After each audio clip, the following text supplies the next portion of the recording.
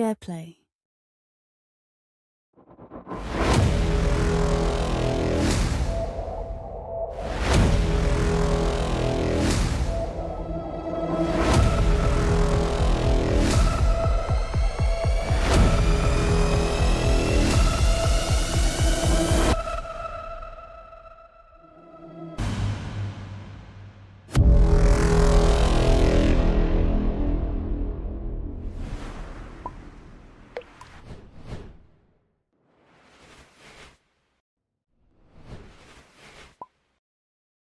Shareplay.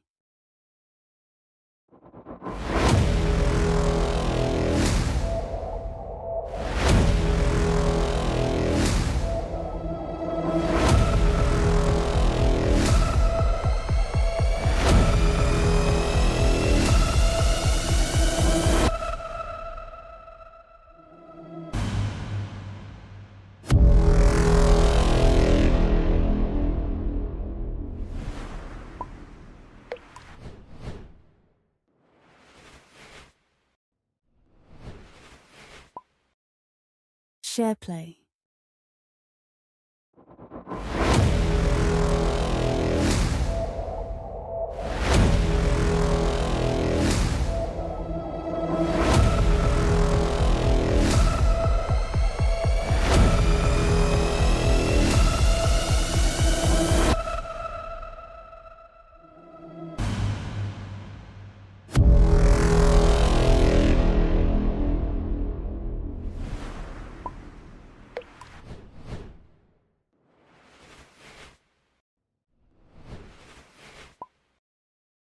Shareplay.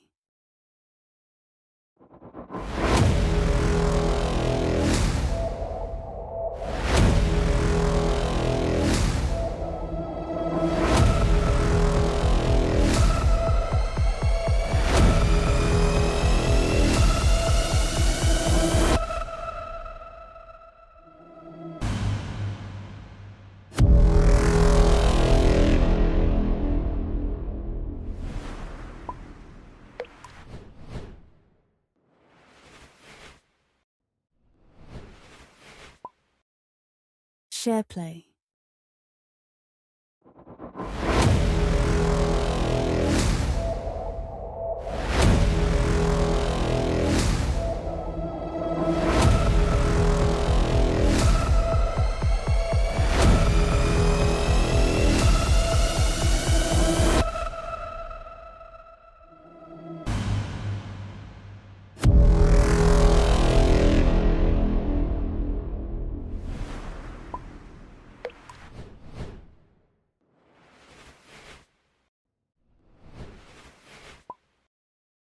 Shareplay.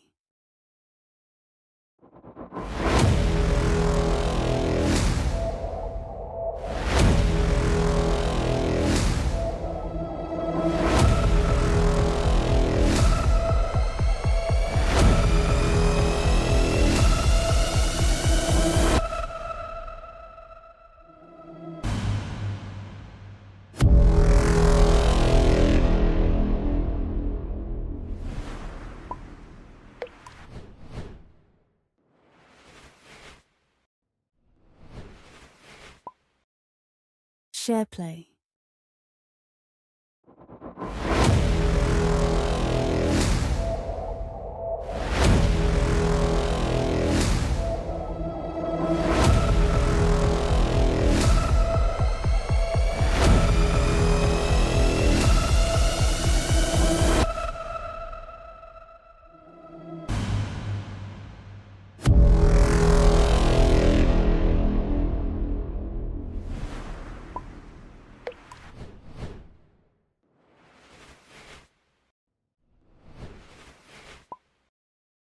Shareplay.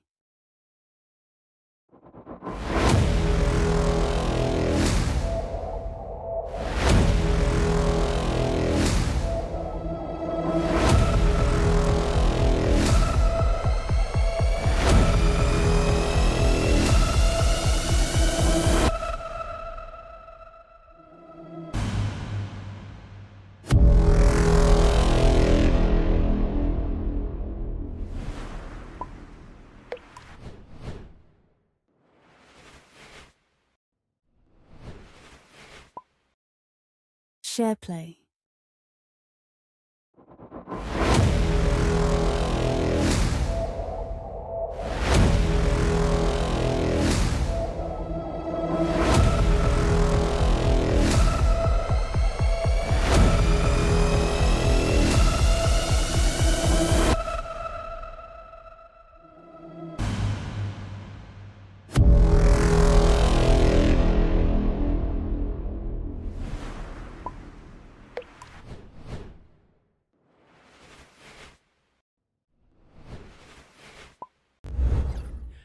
Welcome into the stream, everybody. My name is Ben B, and I'm joined today by the wonderful Scott Convergent. Scott, it is absolutely lovely to have you here. It's been a few weeks since we've been able to get you onto the stream. What have you been up to, and how excited are you to be back? Very excited to be back. I've got a new backdrop because I moved from England back to Scotland. Yeah, I'm just excited because it means better cash flow, which means more Apex stuff. Maybe I'll go to LAN. Who knows? But I'm really excited to be back. I absolutely love this format. Really excited to see some of the new names that have come out, and I can see them in the lobby now. So maybe that little mention on the ALGS cast when Ivan and Mark had a little chat, or maybe it's the lure of all that sponsorship money, courtesy of Shareplay, that has brought these players out. We've got some very strong players, both sides of the pond. It's going to be hectic tonight. It is indeed, and we are going to be going straight into our first game. We can see some of the names on the screen right now, and it does look like we are going to instantly be getting into a fight. Where else but Old Town? It's the natural starting point for E-District, really. Teams often scrap at Humbert and Old Town. And Shipyard teams, if they want to capitalise on it, just loot fast on that eastern to northeastern side, and you can easily come up for a third party. I'm curious to see if any of them will consider doing so. But yeah, big shots coming out. I'm loving to see some of the comps. We've got Mirage in the lobby on Team 15. So Mirage up against Gibby. Gibby, of course, Ben, being incredibly superior ever since his buff. Absolutely, and there the Gibby actually almost gets completely caught out, does get caught out, completely unsuspecting there from Nono. Coming around that corner on the altar, is going to be able to get a quick shield swap. Goes through the wall, and though the Mirage goes down, High Dest fallen to the ground. It's a 2 versus 2. It's now a 2 versus 1. As Jamstein takes down Nono, and Jamstein, one of our top placing players from last week in the SQL. Yeah, playing slow, wise, really. Just get the bat off. That's all you need to do. It's a 2v1 situation. It's a 1v1 situation. What a beam there. Can Jamstein do it? This could be the clutch up of the century. V4S right now. Nicely setting up, popping that shield cell. Those guys are healing. Ash versus Wraith. Old Port against Newport, as it is, Ben. Huge. Jamstein gets put on the floor there, and you do have to say that I think that I think it's IM just got caught out by a little bit of a forgetting to reload their gun, pushed up into that, and that really ultimately threw that fight for the team. Meanwhile, Team 11 down to just a solo with Team 18 on the height. Father helping Kaizen up here. And you can now see that there is a Wraith portal coming on in. Sultan is trying to get the teammates away.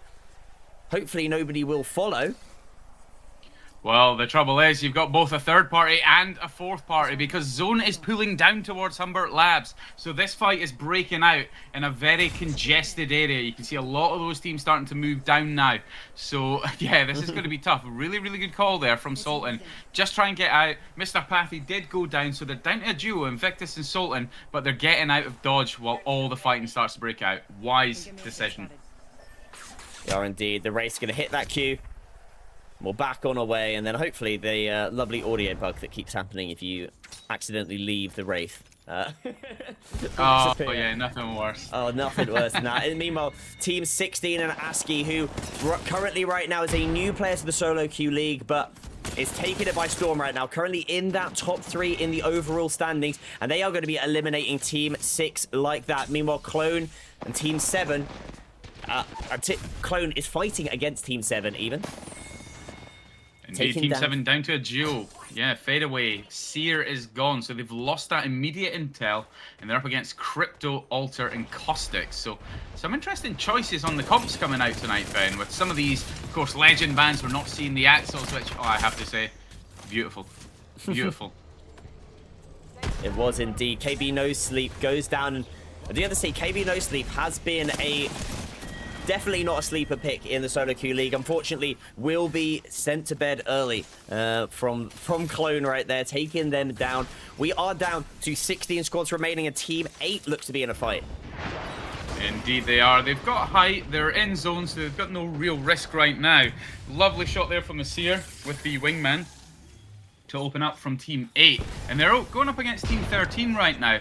And this is actually an isolated 3v3, Ben, so if they can mop this up quickly, one of these teams, they'll not only get an opportunity for the reset, lovely Alter Q down, and they just come in from behind, much to the surprise of Team 13, losing Bang in the mix, and Rosh is taking some heavy damage, but returns enough damage at the same time. Team 8 in some real trouble now. Not looking good. It isn't some lovely movement coming in from that Wraith. It is going to be 4 as AJ is taking down some players in the kill feed. That might well be Team 11 and Team 11 and 5 are in a little bit of a poking engagement down towards the Humbert Labs area of the zone, as we can see now where this ring is pulling. Team 15 are going to be getting that res using that Mirage, as previously mentioned. Yeah, AJ, of course, being a Pro League player from EMEA, so this league is growing to the point where people are being lured by that coin. And I'm curious to see how a lot of these are going to break out, because when you're not with your main stack, sometimes you can have moments or certainly opportunities where you just get overconfident. So Team 2 right now in some real trouble, Ben, because AJ is down, but there's also a big fight breaking out in this building. Kuro is also down. It's going to be down to QPMS to try and get out as a solo and hope that they can either get a rest somehow or get the reset. QP is going to be trying to drag the teammate back. AJ will hopefully be getting back up onto the feet. We can see players above do sound to be recessing. They are indeed, and a high ping warrior is back up onto the feet. It's going to be popping that battery using their Mirage invisibility. Meanwhile, there does seem to be a fight up towards Team 15 and Team 18. Yeah, Team 15 and 18 fighting on the north side of Humbert right now. So this is going to be like kind of green zone territory. But you don't need to overextend. You don't need to push too far, because a lot of these fights, there's still 15 squads left, can be isolated 3v3s. But it's always wise to keep your eyes about you in case anyone tries to come in with that third party. But V4S, again, going to have to try and clutch up like the beginning. And Hypero, getting the kills in the kill feed as well. So looking very good for them right now. Team 5 nearby as the closest team. This right now is an absolutely stacked building right now. A candle on the cake there is the Watson pylon. But right now we've got Team 18 residing up on the height with the Watson pylon. Meanwhile, Mr. Schmesher on the caustic beneath is actually going to opt to portal away using those caustic, using the Wraith portal. So they're barreling up 2 places as an L-Star falls from the sky. Meanwhile, we have a little look at the zone to see where this is pulling. You can see it's going to continue going down. Team 13 might have hit a beacon for us. No, they haven't. It has been a perennial issue for me here, Scott, is that for some reason my my next ring just does not scan.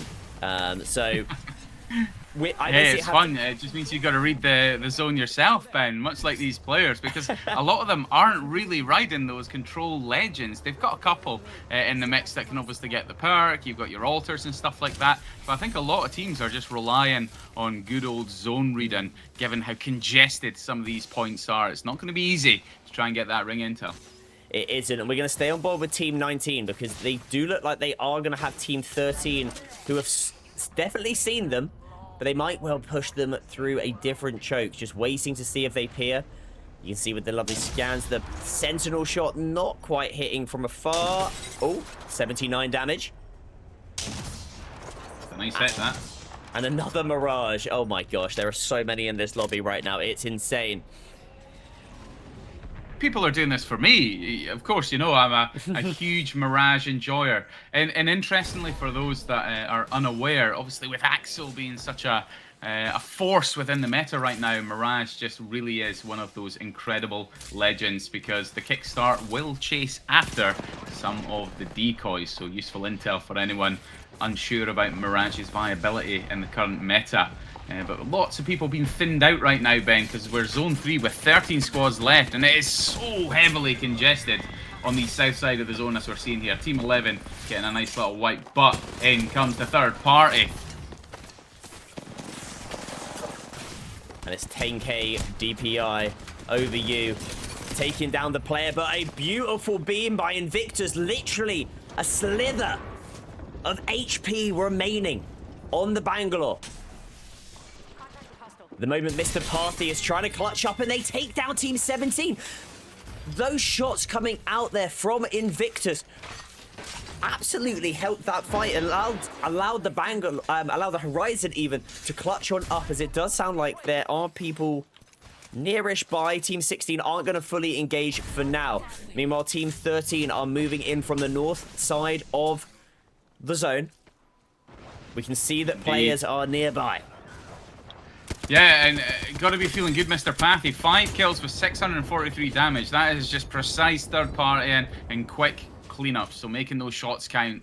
So really, really good, Mr. Pathy. Currently the kill leader. But as the zone starts to close, we're going to have our final 11 teams rotating in right now.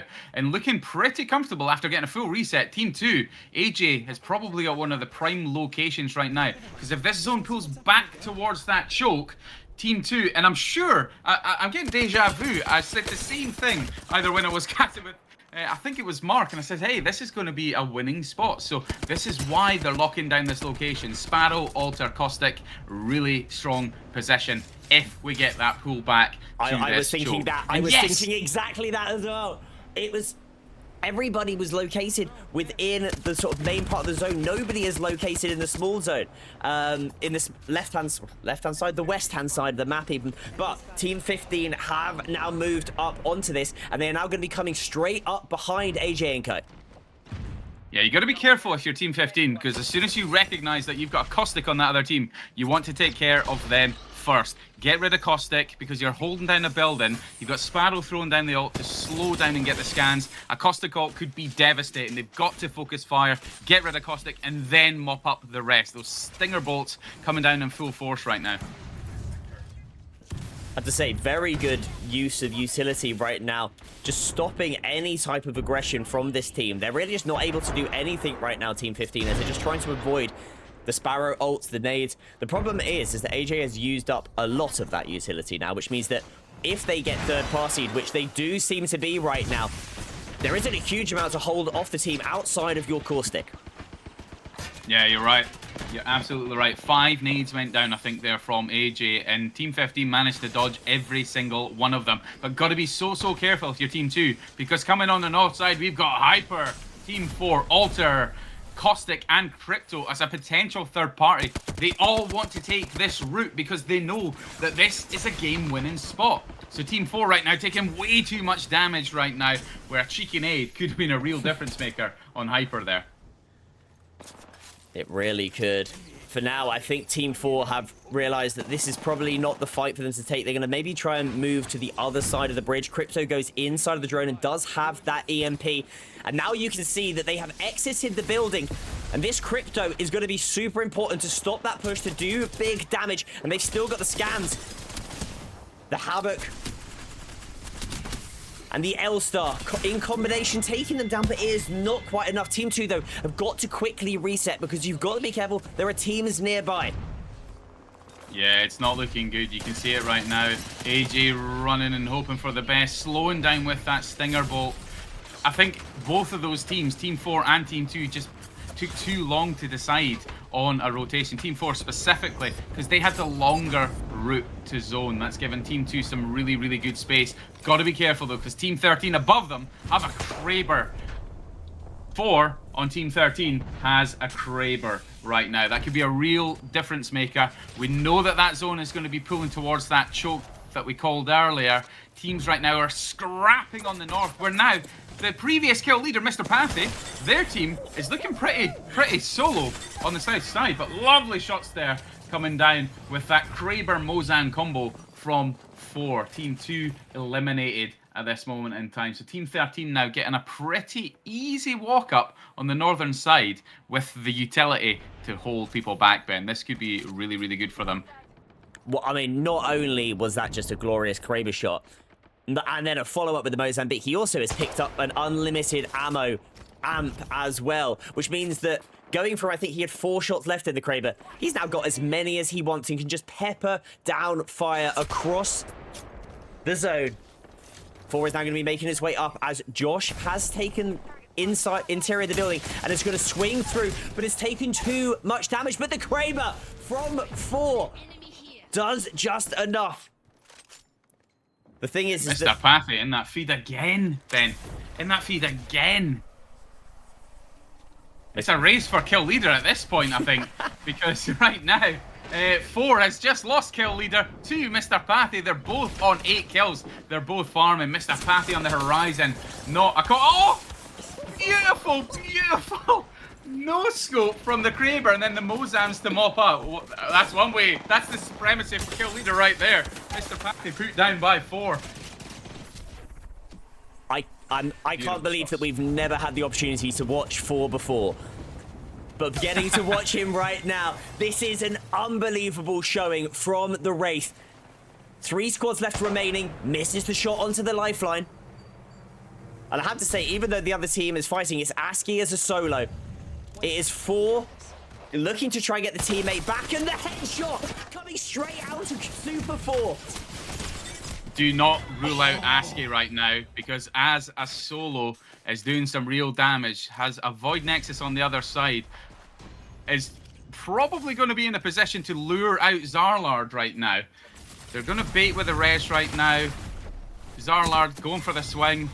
Huge stand from ASCII there, Ben, to basically pull that out. A 2nd place as a solo.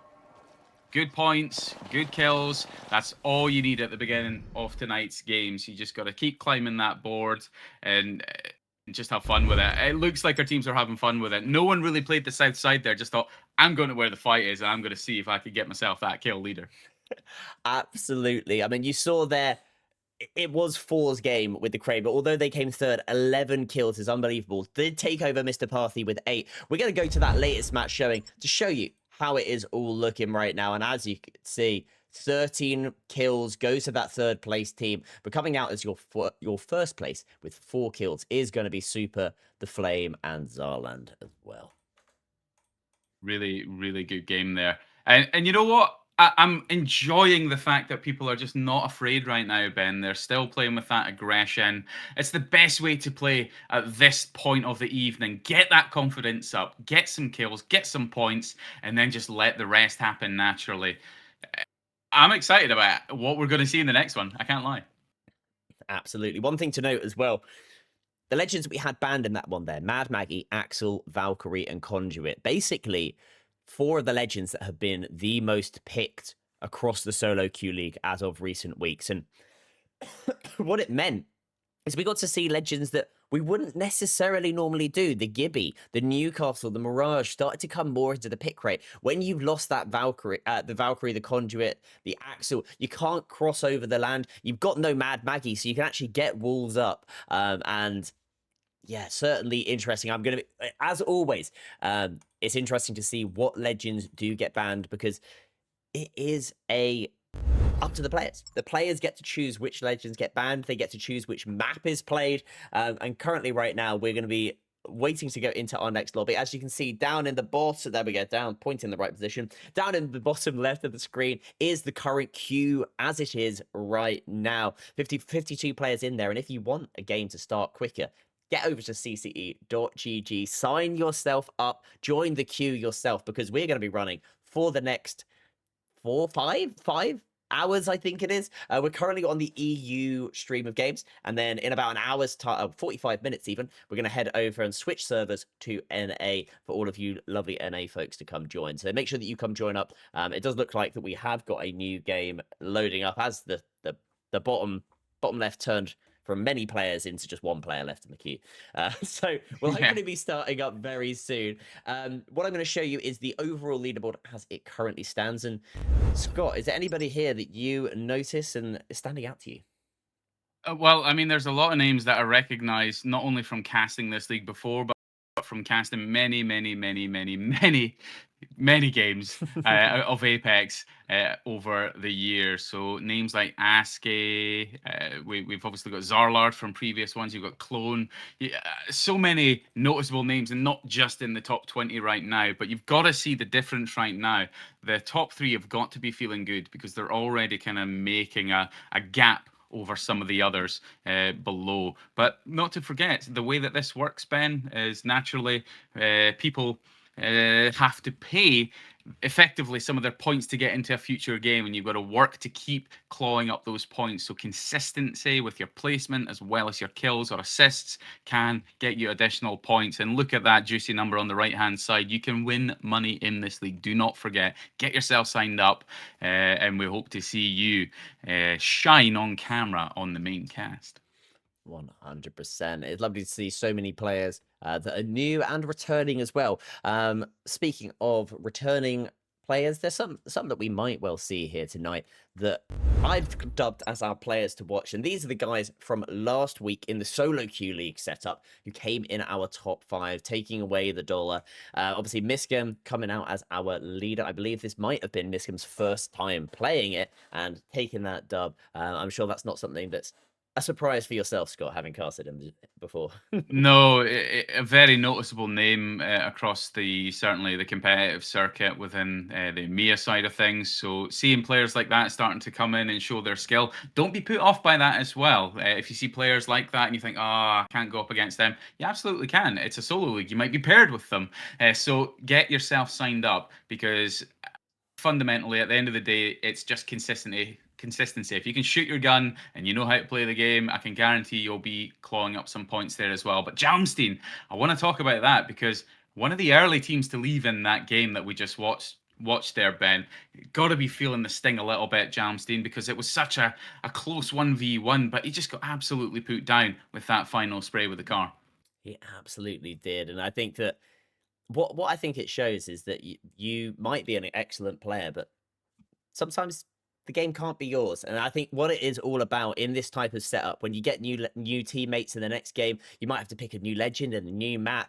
Just got to pick yourself up, dust yourself off, not think about that, and just keep on going. And I am expecting Jalmstein to really not be dwelling too much on losing out on that one there. As are some of those other legends that we've seen in here as well. 5th place Genesee, we have seen throughout the whole solo queue league experience. Joker is a little bit more of a recent addition, as is Sanjar as well, and we'll be hoping that we get to see them tonight. But we are going to be going into our next game in just a second. It's going to be over on World's Edge, and I have just had pop up on my screen the bans that we are getting. They are going to include Crypto, Axel, Caustic, and Valkyrie going into the next game. So we are going to be getting the Conduit back into the mix, and potentially some Mad Maggies as well. Before we do load into that next game, I'm going to hit you with a very quick intermission, sponsored by the incredible folks over at Shareplay. Shareplay, as we've said many times before, our incredible streaming platform, and they are wonderful to sponsor us. They're also going to be hosting a massive tournament later this year.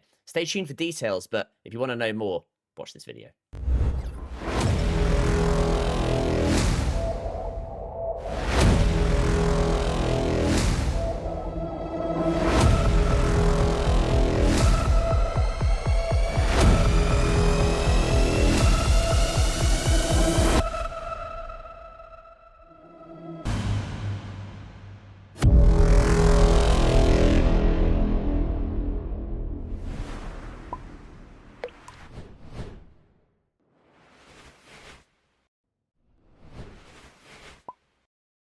Shareplay.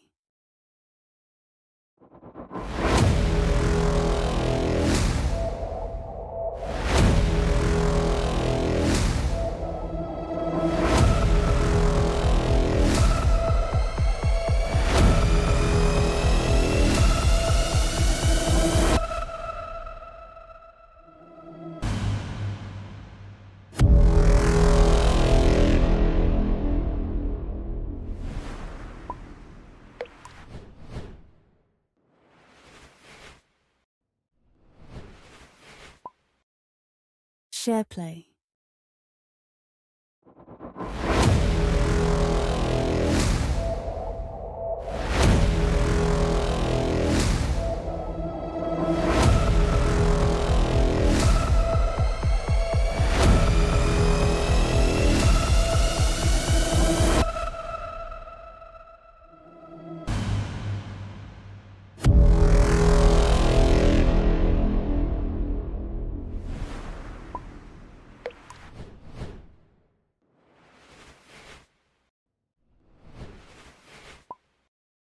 Shareplay.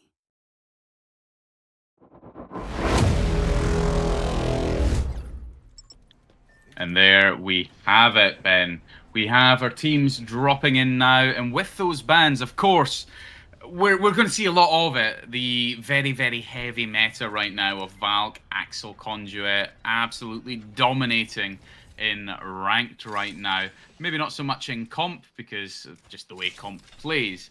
But yeah, I think we're going to see some rotation of some of those legends. We've got Maggie, who's a very strong pick.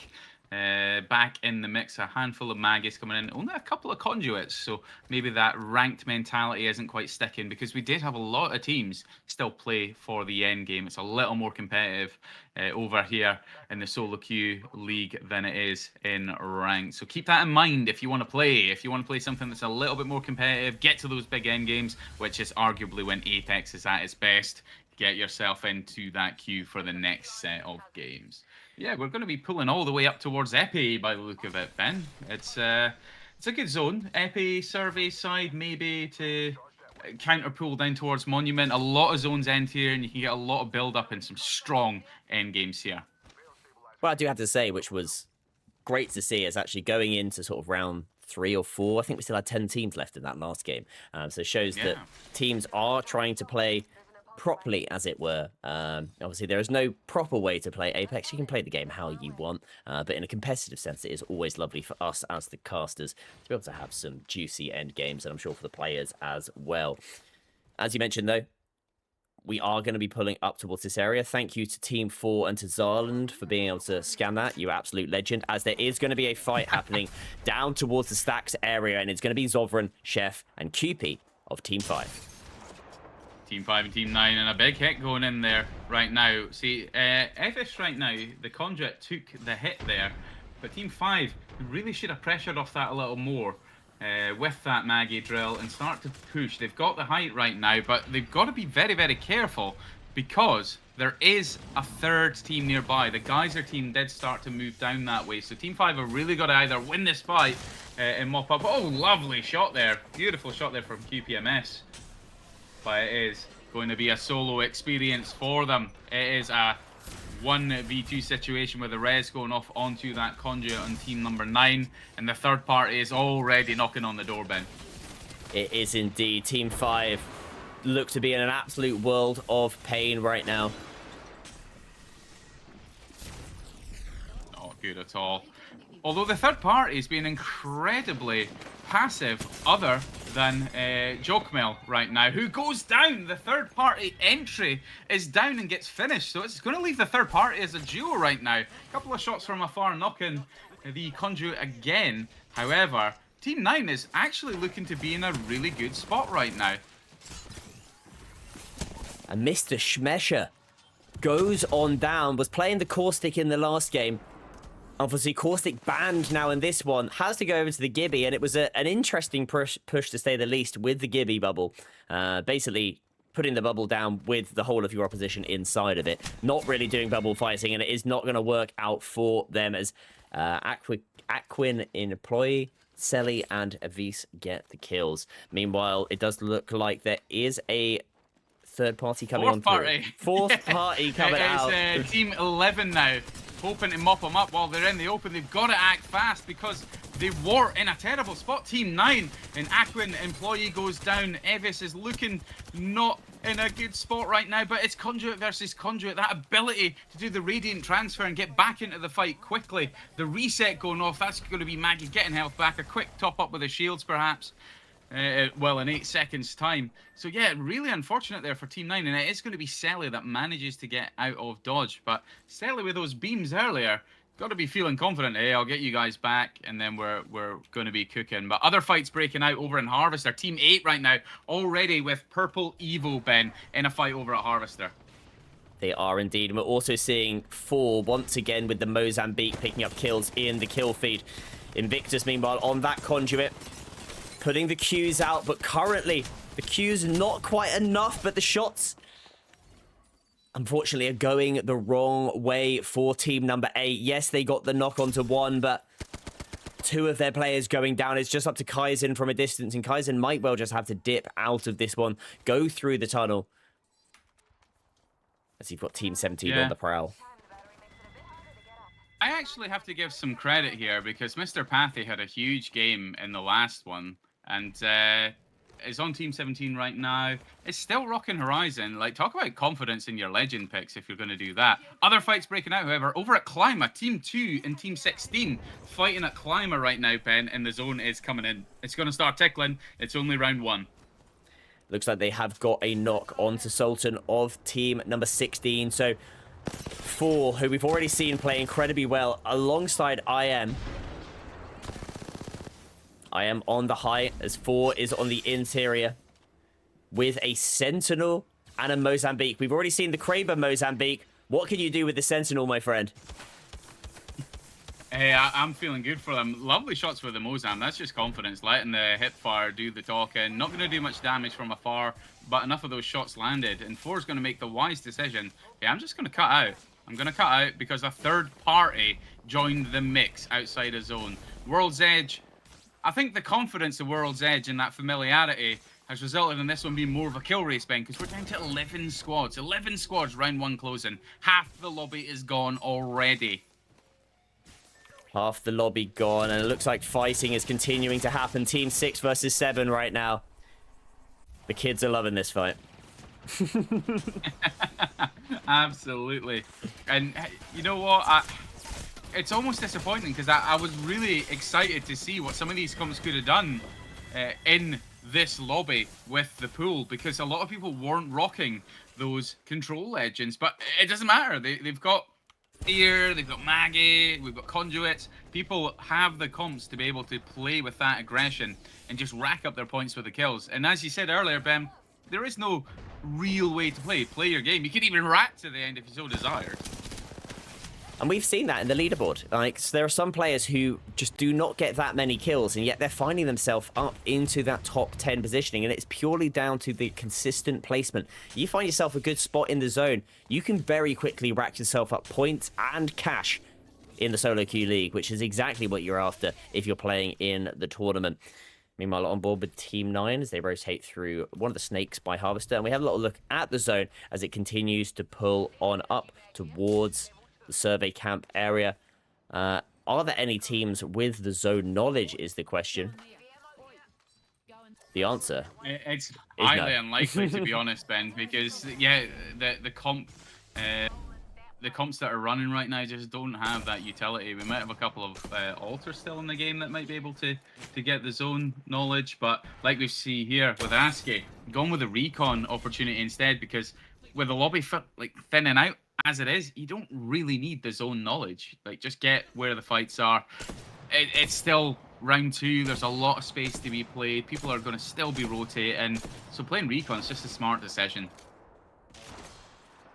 Certainly is. The Sentinel longbow for Team 14 right now. It's poke damage from across the map and then getting close with that R99 or the car. We're seeing it a lot here this evening. I'm also seeing this combination quite a lot, actually, in Pro League as well. People opting for the slight long range, and then obviously get up into your face.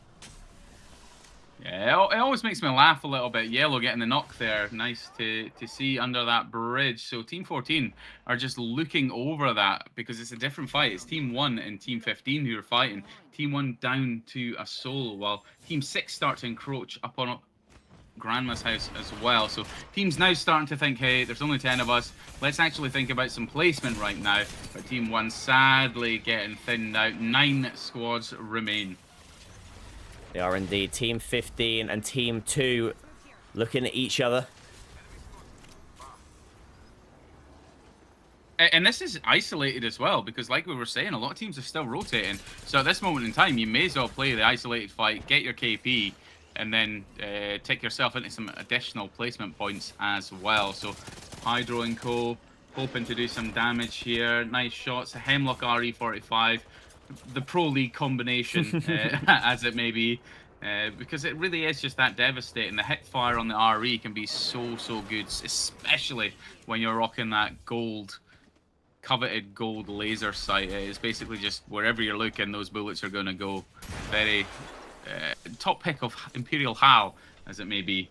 But Hydro looking over with a Havoc right now. A brave individual using 2 to 4 on a Havoc. I wish I had your skill, sir, because I just cannot control that gun even with a 1x.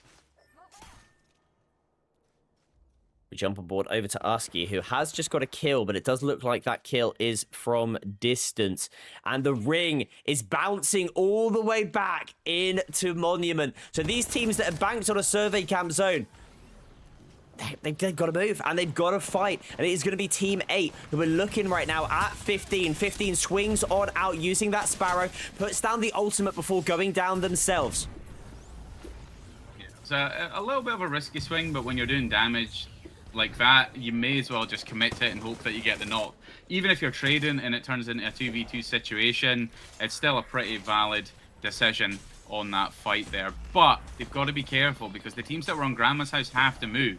Of course, they're going to look over that and say, can we mop up on some of this as we go on the epicenter side before we move into Monument? And the answer is going to be a resounding yes, because this is a third party moving in. Team 15, 1 HP in a dream.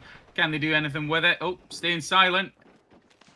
It's a game of hide and seek now, Ben. It's a game of hide and seek.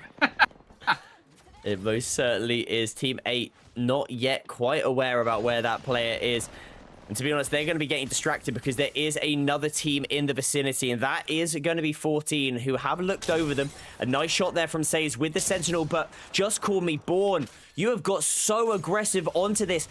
Says is going to go back to the ultimate, but there's a team waiting on it. Not good. That's the risk of playing a legend like that, when you just pop it and hope. It really is just like a, hey, let's just faffle this one.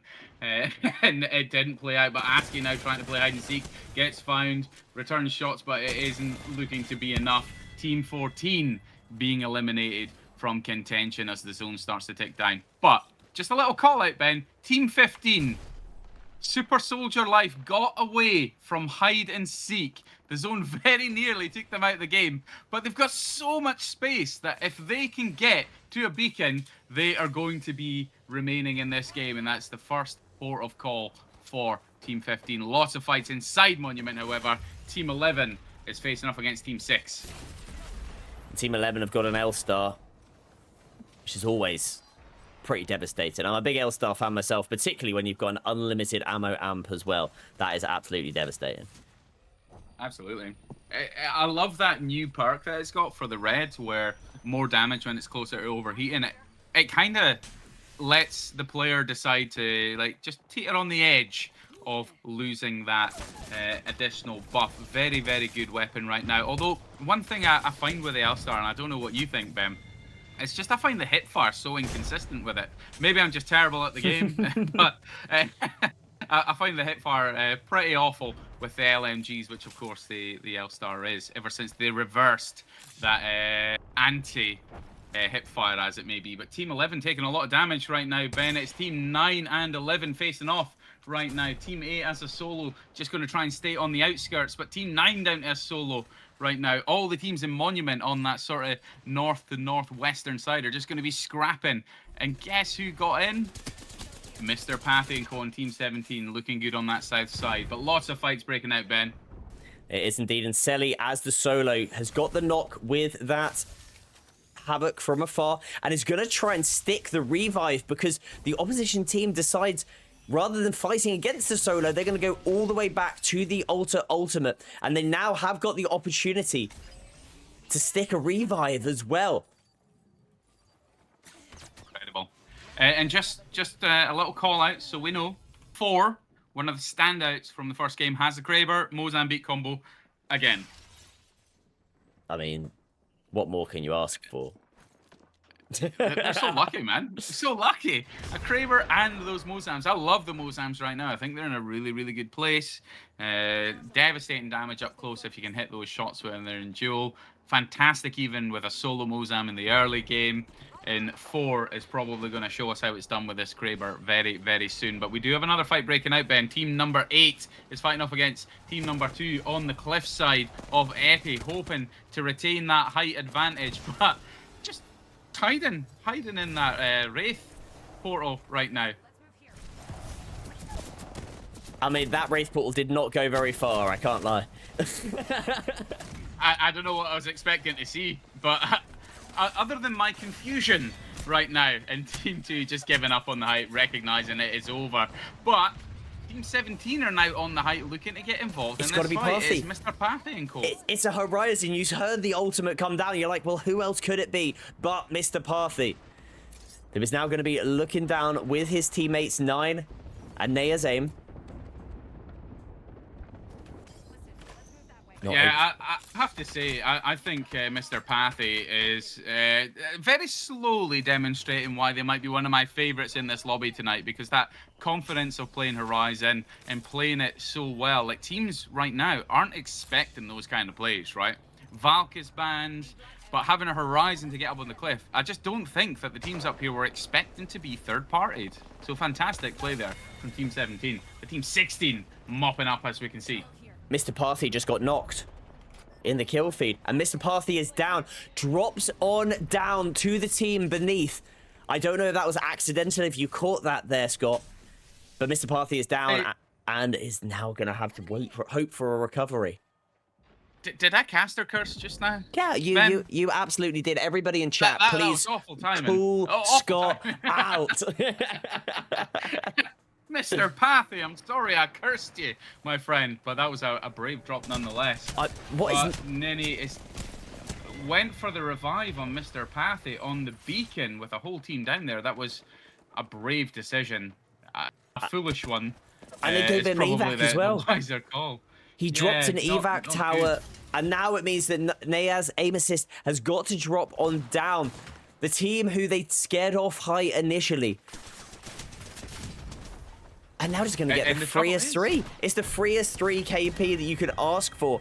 And the worst bit about it is they had zone. They could have just sat up on the height and just taken players out from afar. Meanwhile, Team 8 are now going to be getting CQ'd, and Kaizen has gone down to 4's Kraber. C4. I'm not going to say you're slowly becoming one of my favorite players because I have a feeling that you're going to go out. But that is what I love about this league with the bans. We're seeing a little bit of variety on the legend picks, and that's the same spirit that we see with match point and legend bans in comp regardless. But Team 16 right now in a pretty pressured spot right now, because we've got Team 8 still on the height looking down. You've just got to slow play at this point. If you are Team 16, you don't want to give the team on the height too many angles or a chance to rinse you, because you're going to have to move. So wait, play it slow, let the lobby develop, and see if the team in the building can maybe do something. Because that is a duo in the building right now, Ben. They're just going to slow play and either play for second or hope that they can mop up with a third party. As you can see from the ring, it is going to pull. So the Team 8 are going to have to leave the height. So actually, Team 6 are going to be the last ones that have to move out of the building. So they've got a chance. You never say never in the solo queue league. Well, with abilities, you can never rule anyone out. We're seeing it right now with 4. They're using that Wraith portal right now. Like they can just hang the portal just a little bit and just wait. Just wait. The team can call when they're under pressure or the zone's about to hit them. Buy some time. Great position here to play here, because this is going to force the cliffside to look down at the building. The Seer's going off right now. They know someone's in there. Really good. Wraith portal got cancelled there. So it means that the teammates aren't able to move over. Just waiting to drop that Wraith portal means that now they still have got it for now. But it means that the teammates have not been able to rotate over with them. And 4 is left all alone. The thing is, 4's got a Kraber, and the teammates now do swing by. The Seer falling down, as does Hyper, and we're down to a 3 versus 3. 3 versus 2, it's quickly thinning out. It's now a 3 versus 1 and 4. It's the wise decision to play for second there on the one hand, because the team on the height just had the superior position. They were always going to take that game, in my humble opinion there, to be honest, Ben. But a nice little victory for that team there. Mr. Pathy, I'm sorry for the caster curse. I'll put that out there right now. Team 17, I believe it was. I'm very sorry. Another great game though, Ben. Mr. Pathy's basically Maggie right now, smashing the guitar. But we're gonna go over to our latest game, and you can see how everybody did in that last one. 15 kills and a W coming out for our winning team. Congratulations to them.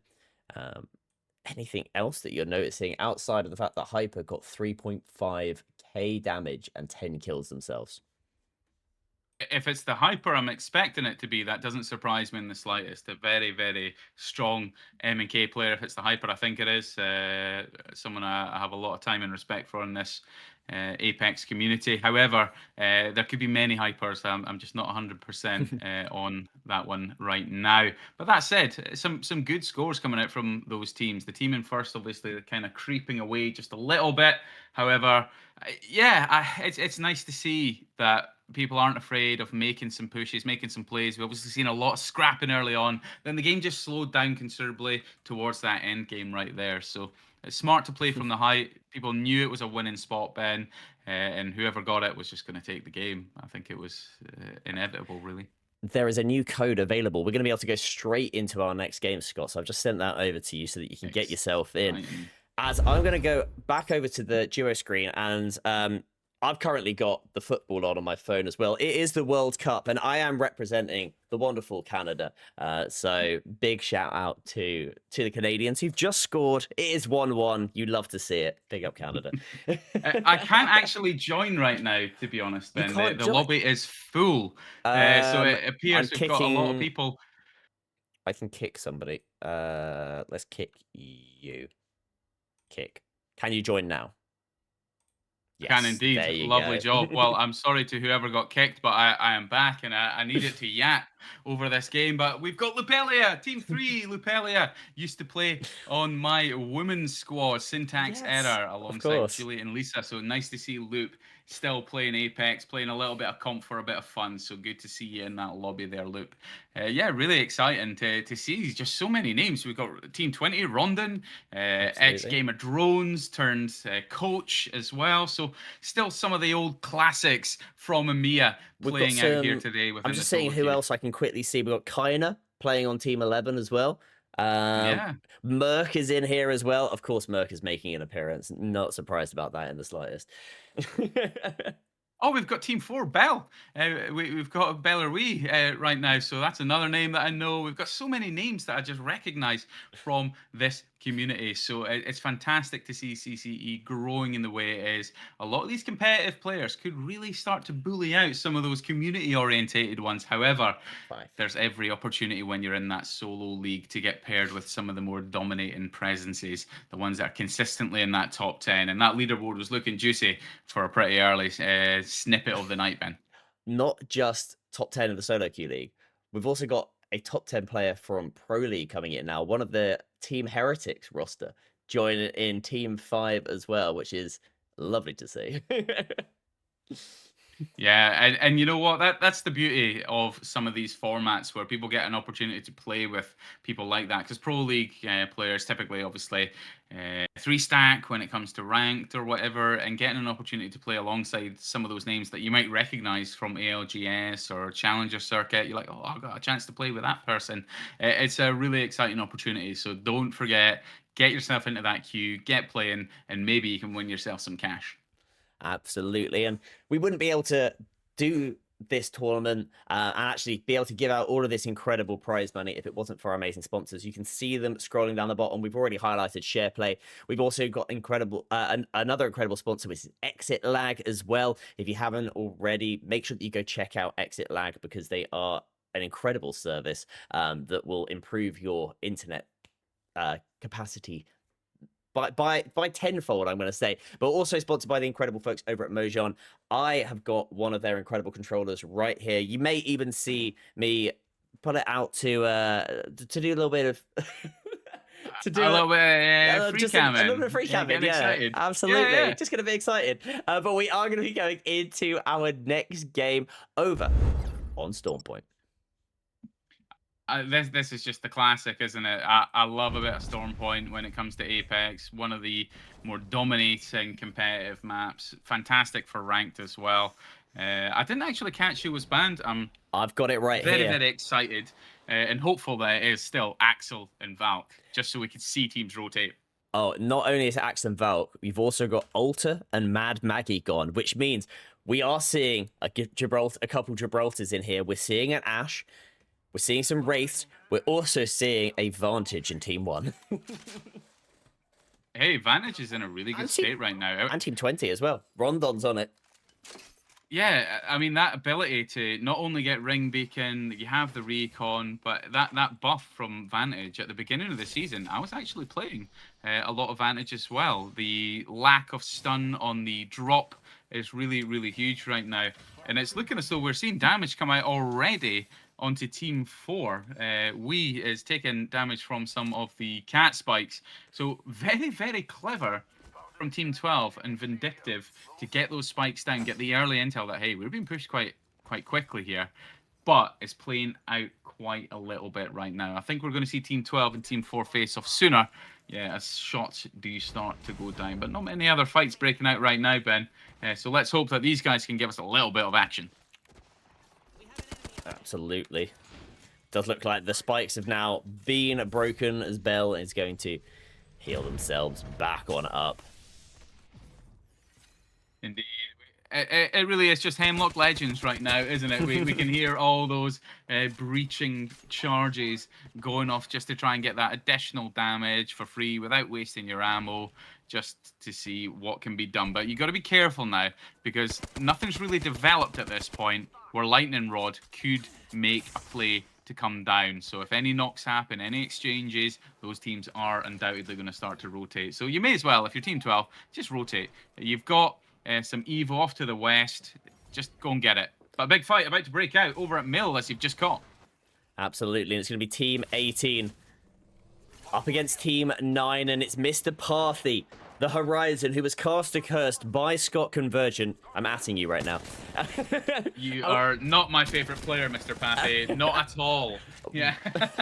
He's showing you why he should be. As he gets the first knock onto this, looking for the second one. A Strangle picks up the kill onto Super Soldier, and Mr. Parthy closing that one out. 18, your first squad out of the lobby, as we do have a 20 squad roster right now, as teams do also look to be fighting down towards the Watson pylon area. ASCII on the Crypto.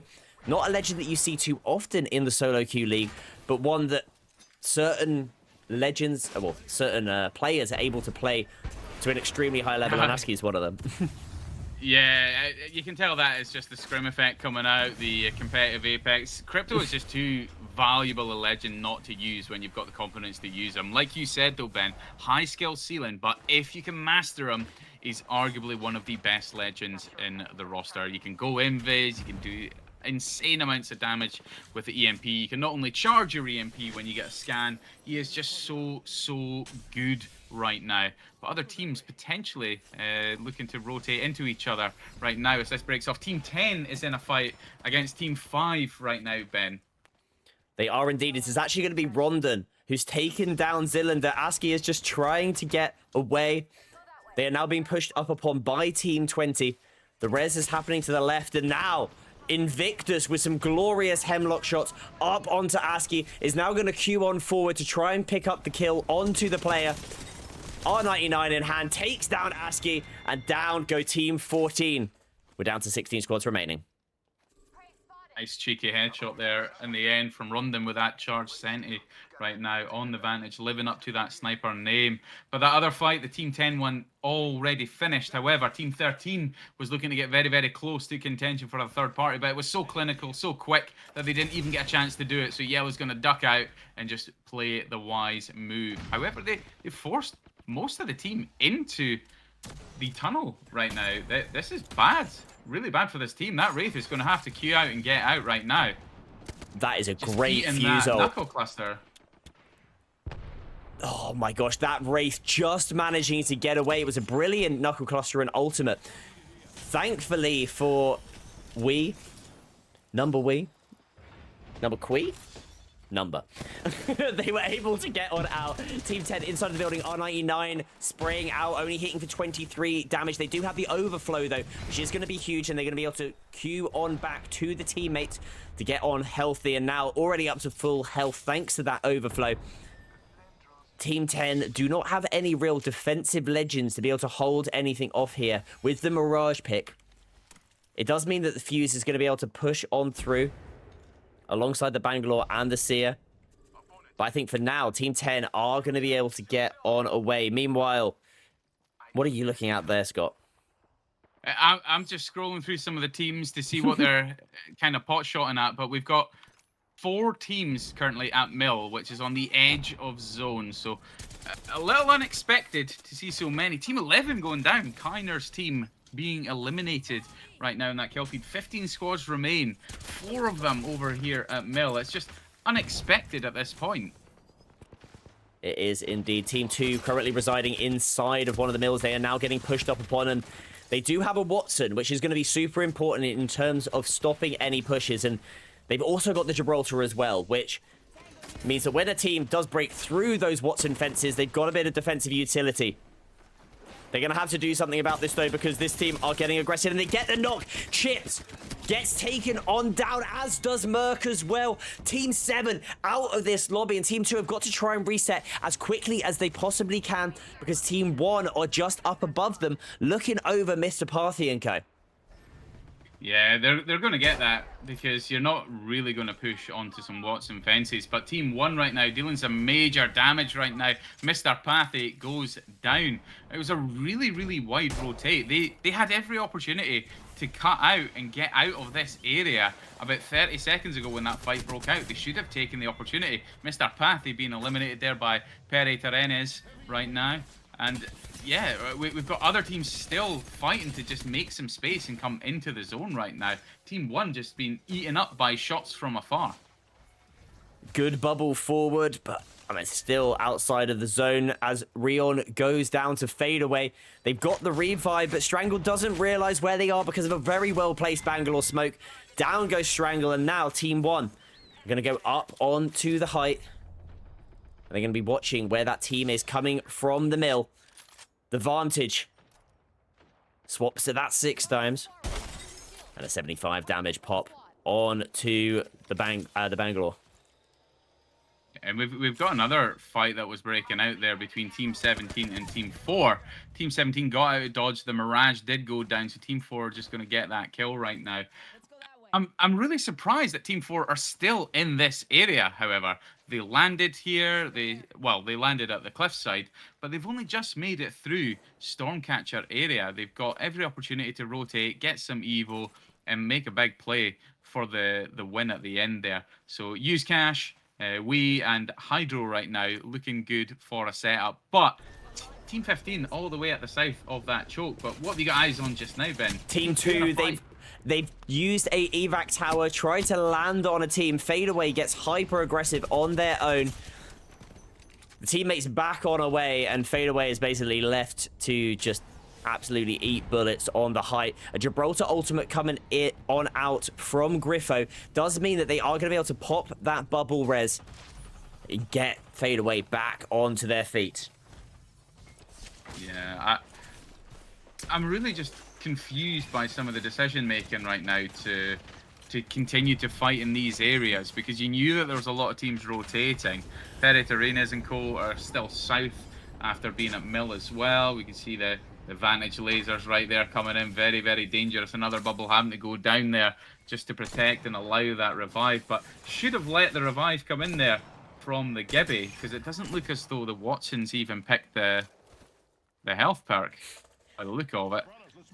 I'm not entirely sure why they didn't let the Gibby do it, but Team 17, meanwhile, are going to be eliminated. There does seem to be some other fights happening, and it is going to be Team 1 versus Team 10. The other side of where Fadeaway and co have moved from. As Team 4 are also in an engagement inside of the zone still. Yeah, I really don't know why they're still in this spot, to be honest, Ben. We, as a player who played a lot of women's comp back in the day, understands a lot of the rotates and the necessity to not really be in zone at this point, but they're obviously feeling confident enough to have a fight in zone at this point. But I'm just surprised to see it. But they've obviously got some vision, they've got some kills. It looks as though Team 4, who were up against Team 15, Team 15 must have came in as that third party without that capability of healing in the zone. A poor decision there from Team 15 to play the zone for such a long period of time, banking on the conduit resin within the zone. It's just really messy play at this point, because the other team's just going to rotate on the north above them and potentially still beat them to that choke lean into Jurassic. Indeed, you can see them right here. Team 4 are coming in from the height. They may well even beat them, as it also does look like we are getting a Team 13 versus 8 poke match over at Jurassic, which may well become something more if somebody does get knocked. Just Recall Me Born is going to have to back on away, as we are still seeing Bell fall to the zone. It's unbelievable to see, as that fight now does look like it might well happen. Team 15. Yeah, they're just letting the Gibby get the resis. That's the trouble. And now they're very wisely using the Wraith portal to get out of the zone right now. They're just going to sit in that, and the other team's going to hope that they can get a kill just off the back of it. But they're still going to go down to zone. This is not good. Really, really not good. 2 people going down to zone at this moment in time. This has been a really clunky fight. It's going to be down to we to try and get them back. Get the Gibby back first. Put the bubble down and just hope you can get that reset. There you have it. You've got that Master's badge. You can see the Master coming in to try and clutch right now, but it looks as though another Horizon's coming in. It is Capo. It's not Mr. Pathy, because Mr. Pathy got killed. Team 15 going for that mop-up. We can hear the Wraith Q audio still going. So we're going to jump on board with Bell and just hope that they queue at some point soon. It doesn't look like they will, just purely due to the fact there isn't real... Actually, they're going to have to go through, potentially go through a zone here.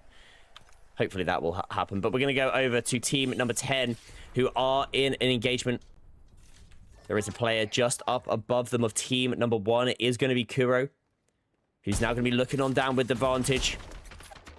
Getting shot, though, from the height, and that is going to be Team 3 who are looking down at them, and it's going to be Lupe who gets the knock on to the player. They're not going to push and get aggressive onto this because they know that they have got a great position, but they are going to put Arc Stars down, as well as that Hemlock Noob Tube, to try and just get some re-knocks and some more damage, because they are still just on blue. That's a throwback, man. Noob tube. I've not heard that term in a long, long time. That's COD terminology. I love it. But yeah, great shots there from Loop. And you're right. There's no point losing this height right now, because all that'll happen is the team underneath you is going to take it from you. You may as well play slow. There's still 9 squads. There's too much potential for a third party to even try and make that push. And Loop gets another knock onto the Vantage. Kuro taken on down. Trying to get the finish with the nades and the bullets. And one thing that is great here for Loop is they've got unlimited ammo sat on the top of the height. What a position it is for them right now. Got the little thirst there as well. Great shots from Loop. 1k damage, 1 kill. You can tell that they must have landed in battle, because they not only got the height with his own pooling here, but they've just been farming their Evo from the beginning. So yeah, really, really good stuff there from Team 3. And another knock from Luke there. Luke just devastating from afar. M&K dream right there. Really, really good stuff there, Luke. But looking on Team 1 right now, Ben, they're rotating to the south side, and they're going to start facing off against Team 19, who are holding the building, which could very much turn into the Godspot play. So we're going to see a scrap for a game-winning position very, very soon. We certainly are. One thing I want to note, there is a Kraber in the game right now, and if you could try and find me where that Kraber is, that would be wonderful. I'll go on a little hunt and I'll see who has that right now. Oh, it is Team 10. A Queenan employee, Team 10 Mirage infinite Kraber. Get firing. Gibiot goes down on Mirage. That's one way to deal with the Kraber. But he spent a little too long in the space and just dances out. Just dances out. Doesn't even get hit. The balls on Mirage right now to just dance around with that Kraber in hand. Love it. It does look like they are now getting pushed up in a 150 to the Watson. Popping the reload. They're looking over at a Gibraltar team. This must be Fadeaway and Co. because it's the Gibraltar, Watson, Bangalore combo. Now they go down onto the low ground and the Arc Stars and Nades are going to start coming on out. Gibraltar gets knocked and Griffo does fall. You know, I've never seen someone on Mirage use the Me Too perk. I've always respected the refresh on Bamboozle perk as just being superior, but hey, we're seeing it come out in force here. The Me Too, he's going for the YouTube shots, doesn't quite land the no-scope attempts, and it's going to be what loses them the game. Goes invis with a shield bat, but it's going to be over very, very soon. Not good. Oh, dances around but can't do it. The Kraber being lost to the other team. The other team actually not even able to pick it up just yet because they are getting shot from afar. They're going to go up onto the height and they're going to hope that they can drop down because they can see that lovely red box. And it is going to be pinging the Kraber. Deciding not to pick it up themselves. And nobody else is going for it. Always interesting to see. As it does look like Rondon and Co. is still alive. And has made their rotate into... Well, at least one of their players has made a rotate into the zone. They're looking on over. I'd expect nothing less from Rondon, to be honest. He's a very, very skilled player, very knowledgeable at the game. And you can tell, based on the fact that there's still 2 people with Blue Evo on Team 20, that they've just did a staggered rotate in playing space. That consistency is going to be what gets this team points and these players points playing with Rondon right now. But loses Bang right now, going to force Vantage into a healing situation. And this is it. Team 15 going for the push now. Capo says in J False right now, hoping they can do something with it. But that Wraith Dome being enough to just protect and get the others out of dodge. Capo now with that Kraber picked up from the Mirage earlier. Beautiful shots and False gets the knock there. So Team 20 under some severe pressure right now. Team 15 swinging out wide, knowing that they're going to be able to do something with this. And it could be the end of Rondon's team. It is indeed. Rondon taken down by a Kraber. It's not something you'd like to see if you're a Rondon fan, but it is something if you love a bit of Apex and love a bit of Kraber action. And now that Kraber is going to look down from the height. 150 onto the Bangalore. Missing the shot onto the Catalyst. But just like last time, it is an unlimited ammo Kraber, so there is the opportunity. We've also got an unlimited ammo Kraber as well on the Mirage of the other team, as well as Team 3 are down on the bottom, and they are the ones that have expelled that Catalyst wall. Ion Dali down on his knees, hoping to be picked up here by Nasifu. This is actually really good for Team 3. For a team that started in this area and had trouble farming their Evo, look at the space that they're in right now. They're just got to be careful of what's sitting above them, because above are just going to look down and hope they can mop up what's there. Getting those Gibiots down, really, really good calls right now, but Loop has lost that portal. Perhaps used the portal a little too early, because that is going to be what ends this team. The devastation from that defensive bombardment is going to be what eats into Team 3's survivability right now. It's going to be down to Team 15 and I think it's Team 2 that was sat above them as well. Team 2 forcing out of the low ground, so Team 15 has the height. This is really good for them, Ben. Could go on to win this game. It is indeed, particularly with the Kraber. And now, Capo drops on down, RE45 in hand, and Team 2 are absolutely taken on down there by Capo and the RE45. Capo there almost actually going down to the zone. That would have been slightly embarrassing. I'm sure Capo would not have liked that on the highlight reel. Instead, it's going to slide on down, and it does look like Loop and Co have been taken out as FJ almost goes down as well. The Newcastle on the opposite team puts down that wall forward and gets cracked with a Kraber to the body, and 9 gets taken down as well. Capo is going crazy.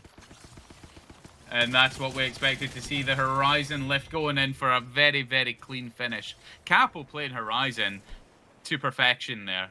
Really, really good aggression, getting the utility down and just doing the damage that was needed to be able to mop up that game. I think that was a 12 kill game there from Capo, if not more.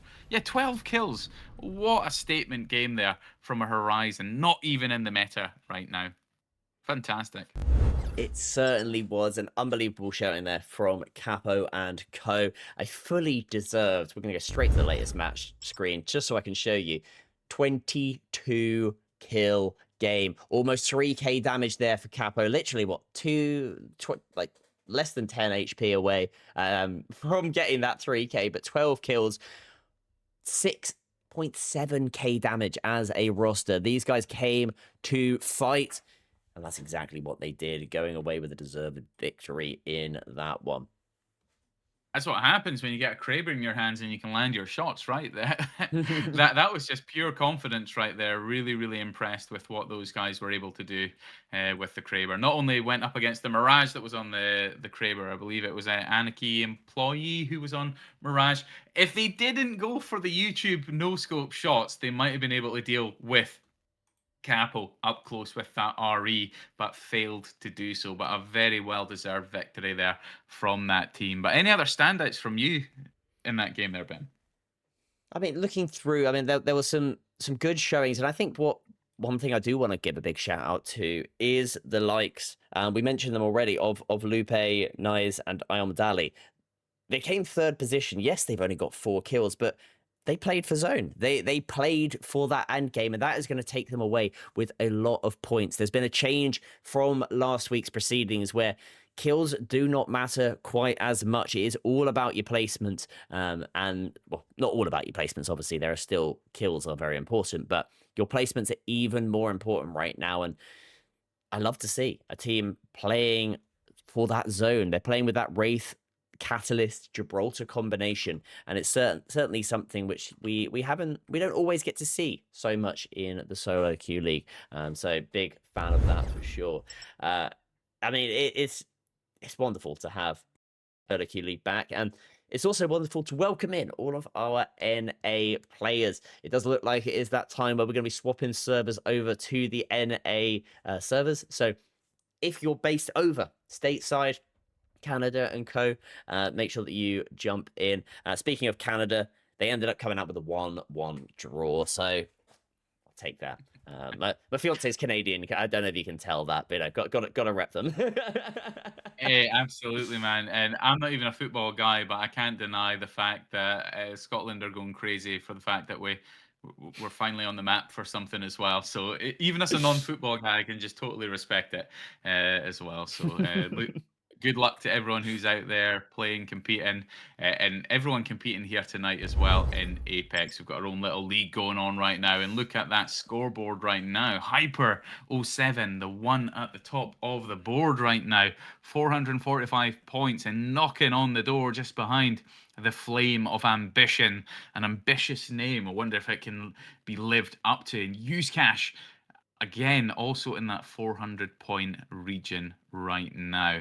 So yeah, interesting to see that board shaping up a little bit more. A couple of changes from even earlier in the evening where we were seeing people like Zarlard climbing the board. We were seeing some others up there, but it's all about consistency in this league, isn't it, Ben? You might have a good run of games in the beginning, but can you keep up that pace is the question.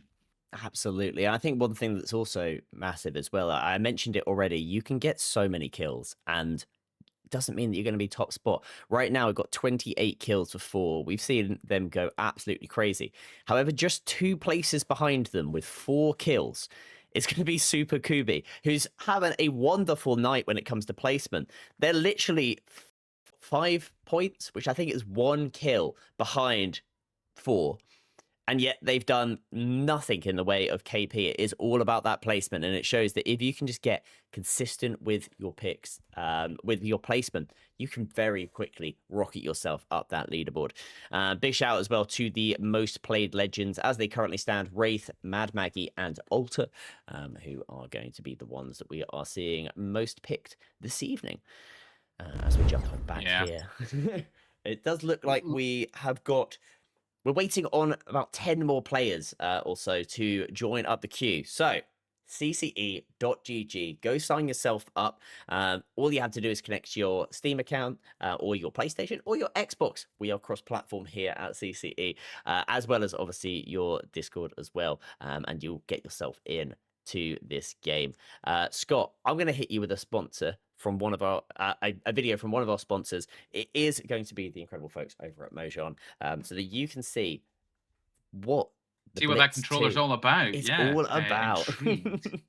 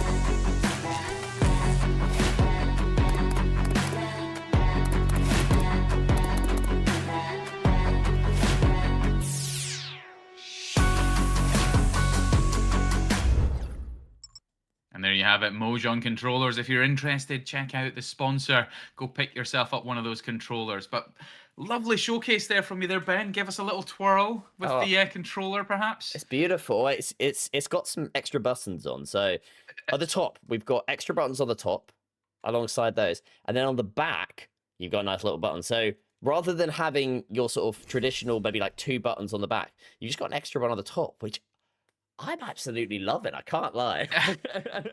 For those with long fingers, because my girlfriend was struggling even with the DualSense Edge. She's like, this controller's so big for my hands. But anyway, we're moving on into Stormpoint, and surprisingly, viewers, Axel has not been banned. Valkyrie has not been banned. So we're going back to Stormpoint, and we're going to have 2 legends with extremely useful rotate capability. Axel, of course, the latest legend to hit the roster. Those nitro gates boosting you around. It's so broken. But as all legends should be when they first come out. Sparrow was kind of OP when he came out. Alter remained OP for a very, very long period of time. It's just a good way to introduce those legends. But we were actually talking behind the scenes and saying it's curious how Alter can actually get more accurate. Yes. Like when skidding around, yet Horizon can't on the list. So maybe people like Mr. Pathy will have a fantastic time when Horizon gets a little buff and perhaps can remain as OP as she used to be back in the day. I think it's only fair, right, if we're going to have legends like Axel. But here we go, legend select. Who's going to pick Axel? I imagine at least half of the people on the first pick are just going to go yoink. And no, I just the one from team 3, but I'm fully expecting to see a lot of Axels. A lot of Valkyrie already as well. I mean, I'm personally a big fan of that. I'm a Valkyrie main through and through.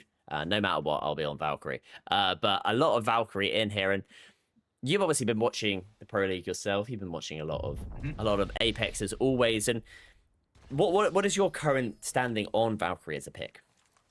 I actually think Valk is in a really good state of play because in reality, when you're playing Valk and you're on the ground, you're not that useful. You've got your rockets, sure, so you can do a little bit of damage behind cover, but really Valk shines when you're in the sky. So, of course, a lot of people might say that the Eyes in the Sky perk, which you 100% should always take if you play Valk, without question, being able to see through buildings is just so wall hacky. It's like Seer in the Sky, but just not as cringe as Seer.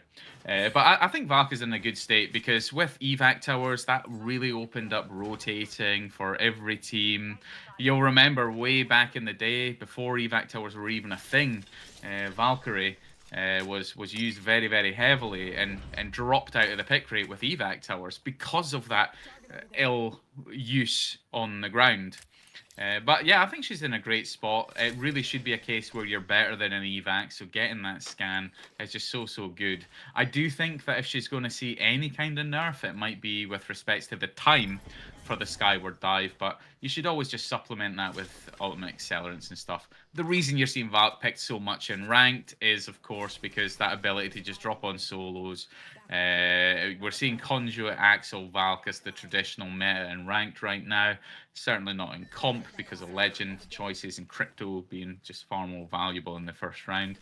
But yeah, I think Valk is in a good state. I think she's being used to perfection with some of those comps, but really, really strong pick. So nice to see her coming out to play tonight a little bit. But what are your thoughts, Ben? I mean, I think that she is great fun. As a Valk main, I would always say that. But I think that she offers utility for both a aggressive team and a zone team, which not all legends are able to do. I mean, with a zone heavy team, you're able to obviously get your zone knowledge, hit those ultimates, and rotate your way into Godsport early. Likewise, if you're an aggressive team, you can get a knock, and as soon as, particularly once you've obviously got that blue, you've got the scans through the walls, but also that purple perk where you can just instantly take off and you can just hunt down players. So I think that she offers utility to both types of play in Apex Legends, and is why she is picked by no matter what team is. As we are seeing the Axel ultimate not quite hitting fadeaway, it was chasing them down as Team 8 is eliminated. Eliminated by Team 11, yeah. Lifeline, Octane, and Wraith. I love that comp choice because they just don't care. But this is what you're going to see. You've got Team 3 coming in with the Axel, where TH1 is just sending it. Confident, spraying, praying, and just sending it with that Nitro Gate. The one thing I do hate about Axel's ultimate is that helplessness you get when you get hit by it. I just think it is just too nasty, but you can counter it. You just mantle a wall, so it's not too bad. But very, very lucky there from TH1 to have survived those shots coming into that building. But it's going to be a lone Team 11 Wraith trying to do a 1v3 and not going to connect. So TH1, the new kill leader of the lobby. Not to be surprised there. Coming in from the Pro League setting. Team Heretics represent in the SQL. As Koro is going to be getting a kill onto Blue Panda. Indeed. And like you said, Pro League, Axel, it's just... It's got to feel like you're the lion and someone's just throwing a lot of meat within your pen right now. Because if you're a Pro League player and you're using a legend like that, like Team 3, Pathfinder, Axel, Valk. That is just rotate and send it confidence right there. But Team 13 in a big fight. They are in a unique decision, I was going to say. They played a Valkyrie from the bottom, didn't land it properly. Team 19 end up killing them, but unfortunately they are now going to be getting third-partied by another team. It's going to be D4 Killer, baby, who gets the finish onto Sweet Pea. And it's just up to 9 Ice, who is going to hit that grab cannon. He'll be hoping to get away. Team 4 are going to be following this one up, and the D4 Killer is after them. Yeah, they really do not care right now, do they? They're just sending it. Poor and Ice. Just not much that can be done right now. Just gotta go in that cannon again, just to toy with them a little bit, I think. But doesn't get in. Lovely shots there from Shankshot to be able to finish that one off. But lots of fighting over at Mill right now, Ben. I don't know why teams are fighting outside the zone. Over at Mill and up at Zoo Station as well. We're going to go over to the Mill fight, as you mentioned, because there are a lot of teams here. The Wingman in hand for Lug. And Legenta on the Maggie. It's going to be using that Wingman beautifully. 95 damage onto the Valkyrie. Will be swinging on through and has picked up a nice little frag grenade in the meanwhile as well. That Valkyrie on the height. Looking for them. The balls come out, but that's out in the height. Hey, that was just a confidence throw, but sometimes a maggot can be a real waste.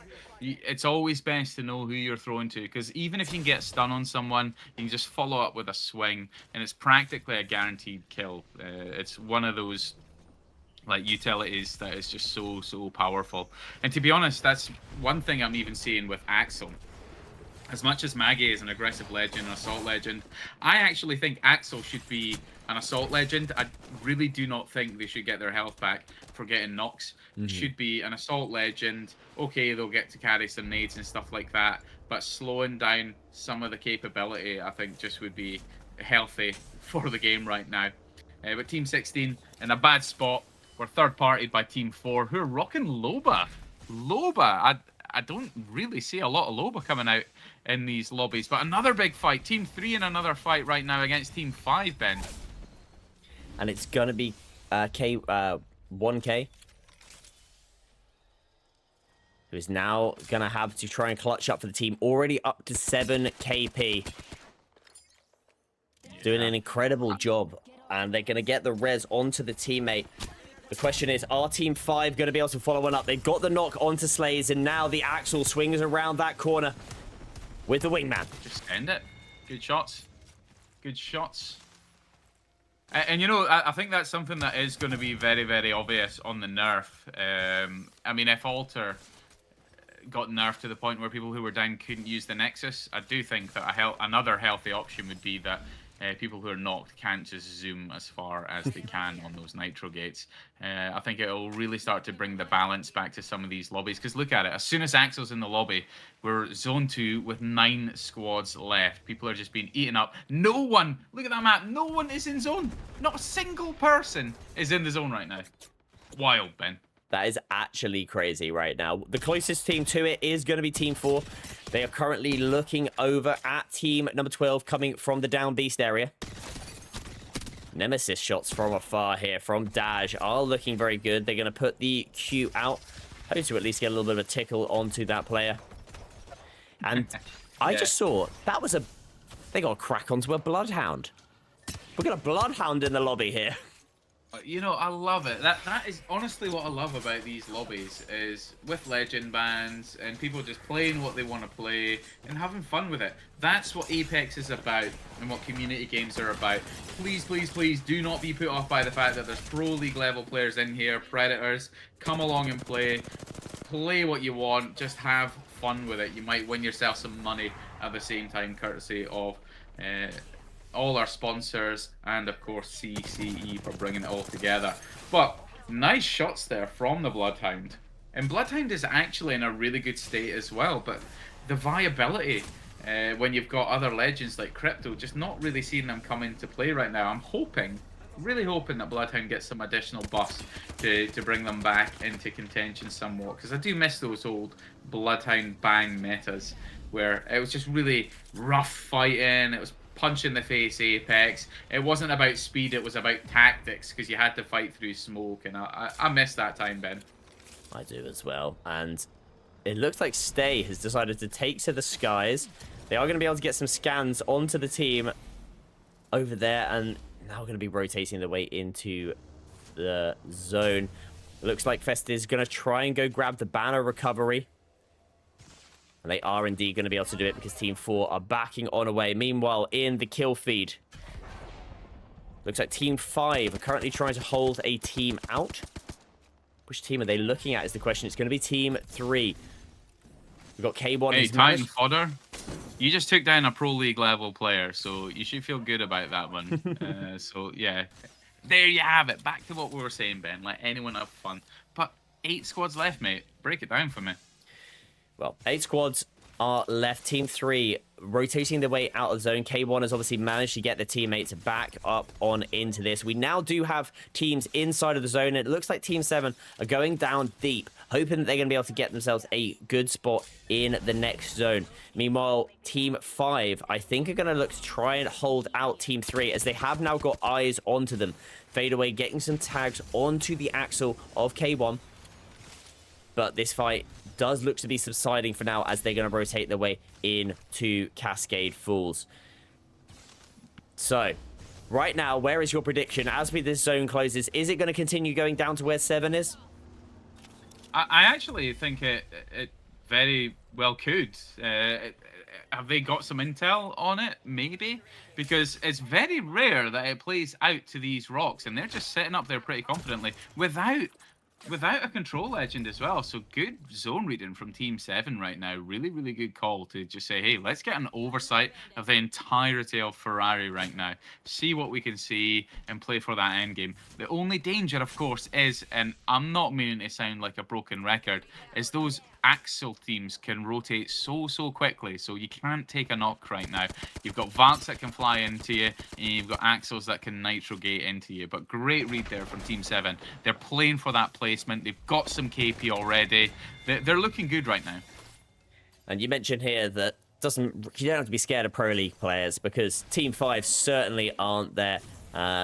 It looks like K1 has been taken out from zone. Team 5 holding them on out, and it's going to be Fadeaway, Vagabond, Caleb, and Titan Fodder who get those kills, and are going to be up nicely onto 5 KP as a roster. We look at the zone, and we can see where this is going, and it is going to be pulling up towards the 2 nuts and the rock. So a great positioning and wonderful zone knowledge coming out from Team 7, as you mentioned.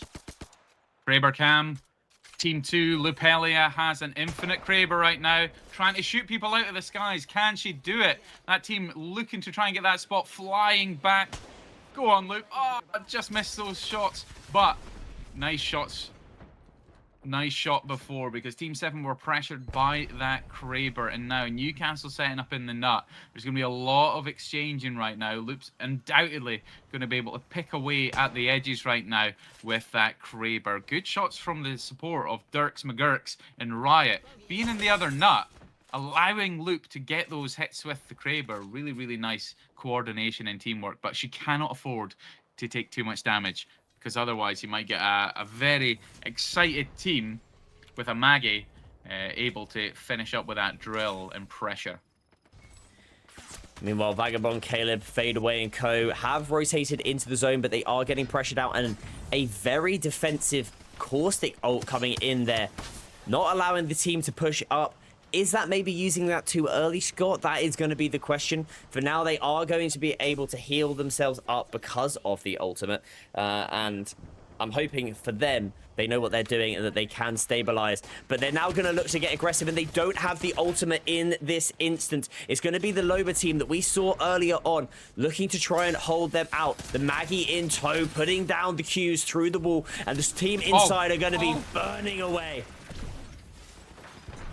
Only needed a ball there. Yeah, there we go. We got the follow-up right now. Undoubtedly, Zarlard right now is going to mop this fight up. Can't afford to re-peak right now. But there you go. Team 5 being eliminated. Did use the Caustic a little too early. When you're in a position like that where you've got a team that has so much space around them, they obviously just used the ult to slow a push, but you have to be prepared to play off it, and they were just in a better position. Love the fact that they're rocking a loop. Loving that as well, and we called that very early on. The Caustic ult was used far too early in a little bit of a state of panic. One thing you did mention, though, is that use that Maggie ball, and that Maggie ball can get rid of the Axel ultimate, if I'm not mistaken. Wasted in some respects, because the kickstart doesn't do too much damage. It just leaves you very, very exposed. And just given the situation that they were in, I think that they were kind of safe, to be fair, because the Maggie was just going to be shot up away and just out of shot. You had to kind of bank on a third party getting shots onto the Maggie there, but it was just a panical. It was a situation to try and control it, but sadly that team being lost in the interim. Round 4 ticking down. Only 5 squads remain right now, and only 2 teams with space in zone, Ben. So it's going to get messy for the final teams. It is indeed. Loop is still rocking that Kraber. We're going to look at the zone as to how we are doing. Team 4 are going to be rotating in from this westerly hand side. West? East. West. Gosh, I am so good at the compass. Hey, it's Friday, man. I imagine you've been working. We're tired, remember? We are got you, man. Don't worry. We are vibing on away, and there is still more rotate that needs to be done, and they have not got any sort of rotation for this. Yes, they have got a Valkyrie, but to use it right now, it's realistically a bit of a death wish, right? So they're going to have to just try and run on forward. We've already had Zarland taken on down. They've got no Bangalore. They've got no Gibby. They've got no Catalyst. They've got no hope in hell of getting in, as Team 4 are taken down from the lobby. And Team 15 pick up at least one of those kills alongside Neo and Shaxo. Yeah, and interestingly, we've got 2 teams coexisting in one of the nuts. It's Team 2 and Team 9 coexisting on one nut, but Team 9 are outside and just being peppered. So Team 9 likely going to be the ones going out in 4th place right now, unless they can get that wall down, get the shield down, get the wall down, and start to recover. The trouble is, though, Ben, everyone is looking. You've got Team 7 in the best position right now, because everyone else is going to have to fight to get out. Team 7, we saw them earlier on. They took this position early. Team 9, meanwhile, are managing to recover underneath the nut. But the thing is, they've had to use a Newcastle wall so early, and down goes their Valkyrie. Thankfully, they still got the Newcastle up on their feet. They are going to be able to stick that revive. And the Newcastle's just going to be having to try and cycle the abilities as best they can, because they're going to need that tactical for the rotate in. Team 9 currently sat right beneath Team 2. And if Team 2 recognize this, they could swing down and try and take them out. The thing is, they are trying to look at the team on the other side of the other nut, which is going to be Team 15. And look at that comp there. You've got Axel, Octane, and Maggie. So you've got 3 legends that can get you a little bit of a speed boost.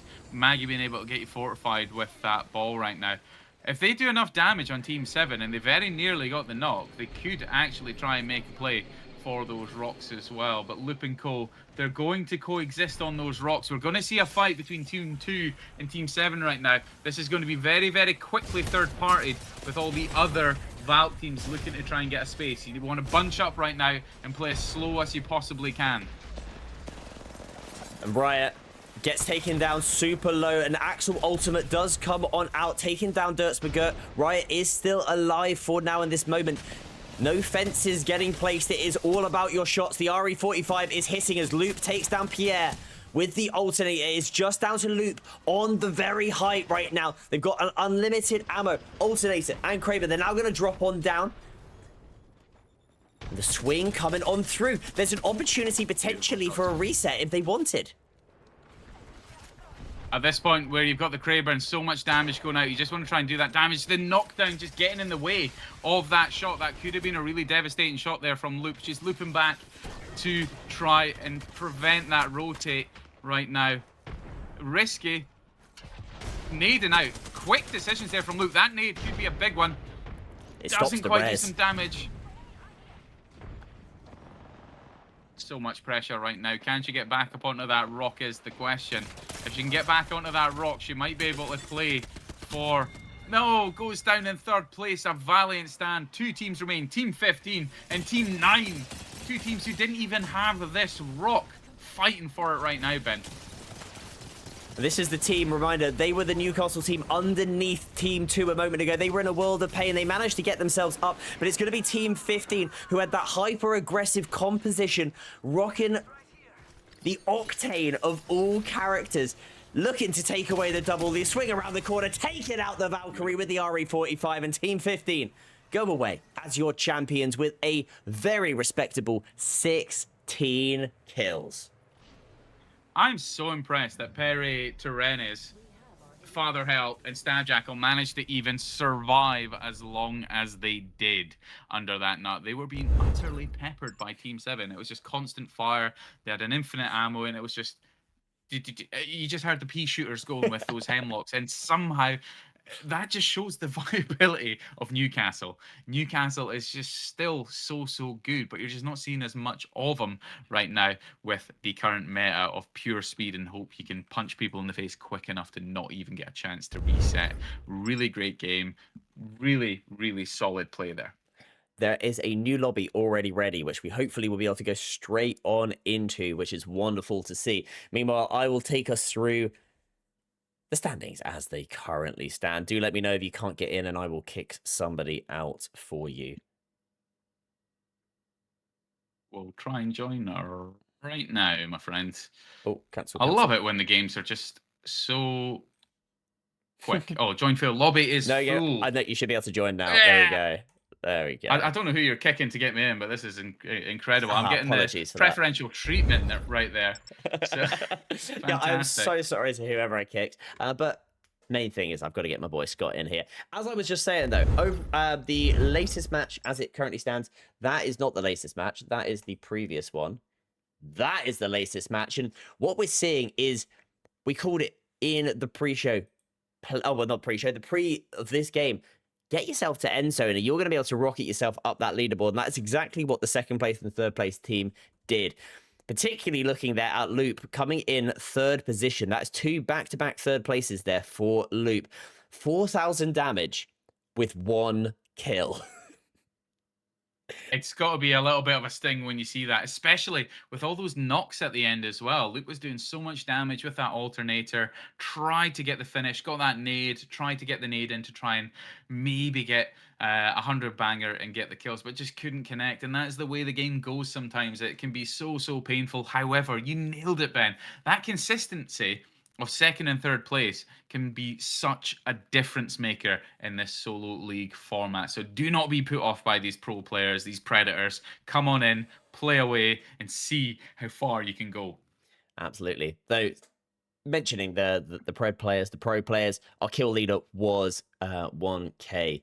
Coming out there with 7 kills. However, not the damage leader. That went to Shankso Sosa, who went away with almost 2.5k damage. We're going to be jumping straight into our next game, which is always lovely to see. And this next one is going to be over on to E-District. Oh, we've got Reese in the lobby. Kaneko Tadashi, Team 18. Love to see it, Reese.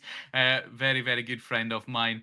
Is his wife who actually does all my Apex artwork when I need Apex art. So check her out, Enchantress.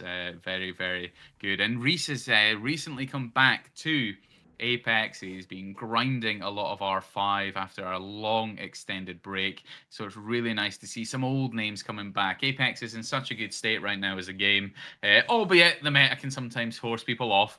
But the game itself, mechanically, is in such a great state. So it's nice to see people coming back to the game, and that just shows that Respawn are getting it right, Ben. They most certainly are. From the picks, it looks like... Am I looking at the right lobby right now? I am. Okay, so the legend bans are Gibraltar, Axel, Newcastle, Alter. However, somehow a Gibraltar has snuck on in. So I'm not sure whether the right legends got banned in that one, but there are two Gibraltars in here. So potentially that is not that might just be an error on my screen, but it does look like we don't have any Axels in the lobby this time around. We also don't have any Newcastles. And we don't have any alters as well. So at least those three legends are banned. Fully understand the Axel decision. Very curious at both Newcastle and Gibby. It just feels like people are banning the legends that, like I said earlier, is just annoying them the most at a certain point. Because granted, Newcastle is what kept the second place team in the last game. So it is sometimes just about utility. If you have the right comp, you can survive long, drawn out battles where you, without them, would most certainly have ended your game. So yeah, really, really nice to see that people are just varying some of those bans as well. Axel's fully deserved of getting a huge ban across most of the night, but hey, managed to get him for one of the games that we've casted, so players are feeling forgiven there, Ben. They are indeed. As we are now getting our first fight, and this time, it's not going to be in Old Town. It's going to be Old Town pushing up onto Humbert Labs. And it's going to be Capo, who we have seen go pretty crazy in this lobby already here this evening. Now rocking that Maggie. And they've spotted out a player beneath them, 117. Jumps on down and 200 ping. God, my dad left me. I'm sorry, brother. I am sorry. I read it as you said it. That was perfect timing. My dad left me. We're so sorry, man. But yeah, curious decision to kind of rat there, but it was Capo's awareness that was just kind of off the charts right now, doing a good job. Gets the kill right now. Capo had a massive game on E-District before, so they're going to be feeling confident about the map choice. What's that? Is that Reese? Oh, that's Resi, sorry. Oh, it's Kaneko Tadashi, Team 18, who I was talking about before. They're not in a fight, but we have a fight over by Neon Square as well. Looking as though we're going to have a counter pull to Energy Bank as well, Ben, because teams are already setting up there. And it's going to be Vayne who goes down. Not the Vayne of Ninjas in Pajamas, but obviously a fan. As now Fadeaway swings around that corner and takes down Yellow. Yellow, though, does fall as well. Team 6 taken down from the lobby. Your first team out is going to be Team 6. We jump aboard, have a little look at the map, and it does look like right now Team 15 are trying to chase down another team. And it is going to be a duo of Team 11. We've got Voldemort in the action. He who should Voldemort, not be. are these guys, unfortunately, a duo? That's not good when you're taking so much pressure, but lovely shots there from the Wraith to just kind of slow them down. Slowing down Gibby. Very surprising that Gibby managed to get a pick there, like you say, but goes down Wraith. That movement right there. Team 11 humbled as a duo, unfortunately. They are indeed. Meanwhile, they have been pushed up upon, and it's going to be Golden who gets the first knock on to the team alongside Demi. A lot of teams are going south, Ben. This is surprising to me. They're going to get surprised when they see where the zones go, my friend. Is it pulling back up? It's pulling back up to Energy, but teams are going south now. They don't realize. Unbelievable. Meanwhile, up in the north-hand side or northerly area of the zone. We are going to have Team 18 who've got the knock and the finish onto one of their players. Unfortunately, Jadam has been taken down as well. It's going to be Tycho and Zoven of Team 20, hoping to try and get their teammate back into the zone here. And if an more immediate fight does pop up, do let me know, Scott, and we will bounce on over as the Maggie drill comes on out. Have so many breaking out. We've got a couple of teams skirmishing right now. Ooh, Still on white. Team 1 and Team 7 on white Evo facing off right now.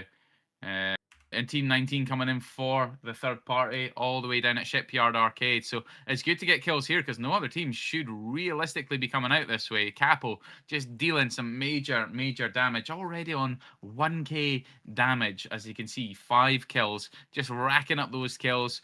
If I'm Capo, I just start to like change gear. if you're getting 5 kills, just slow it down. Go for the end game now, and you're absolutely going to be in contention for cash. Be selfish in solo queue league. I'd say so as well. It does look like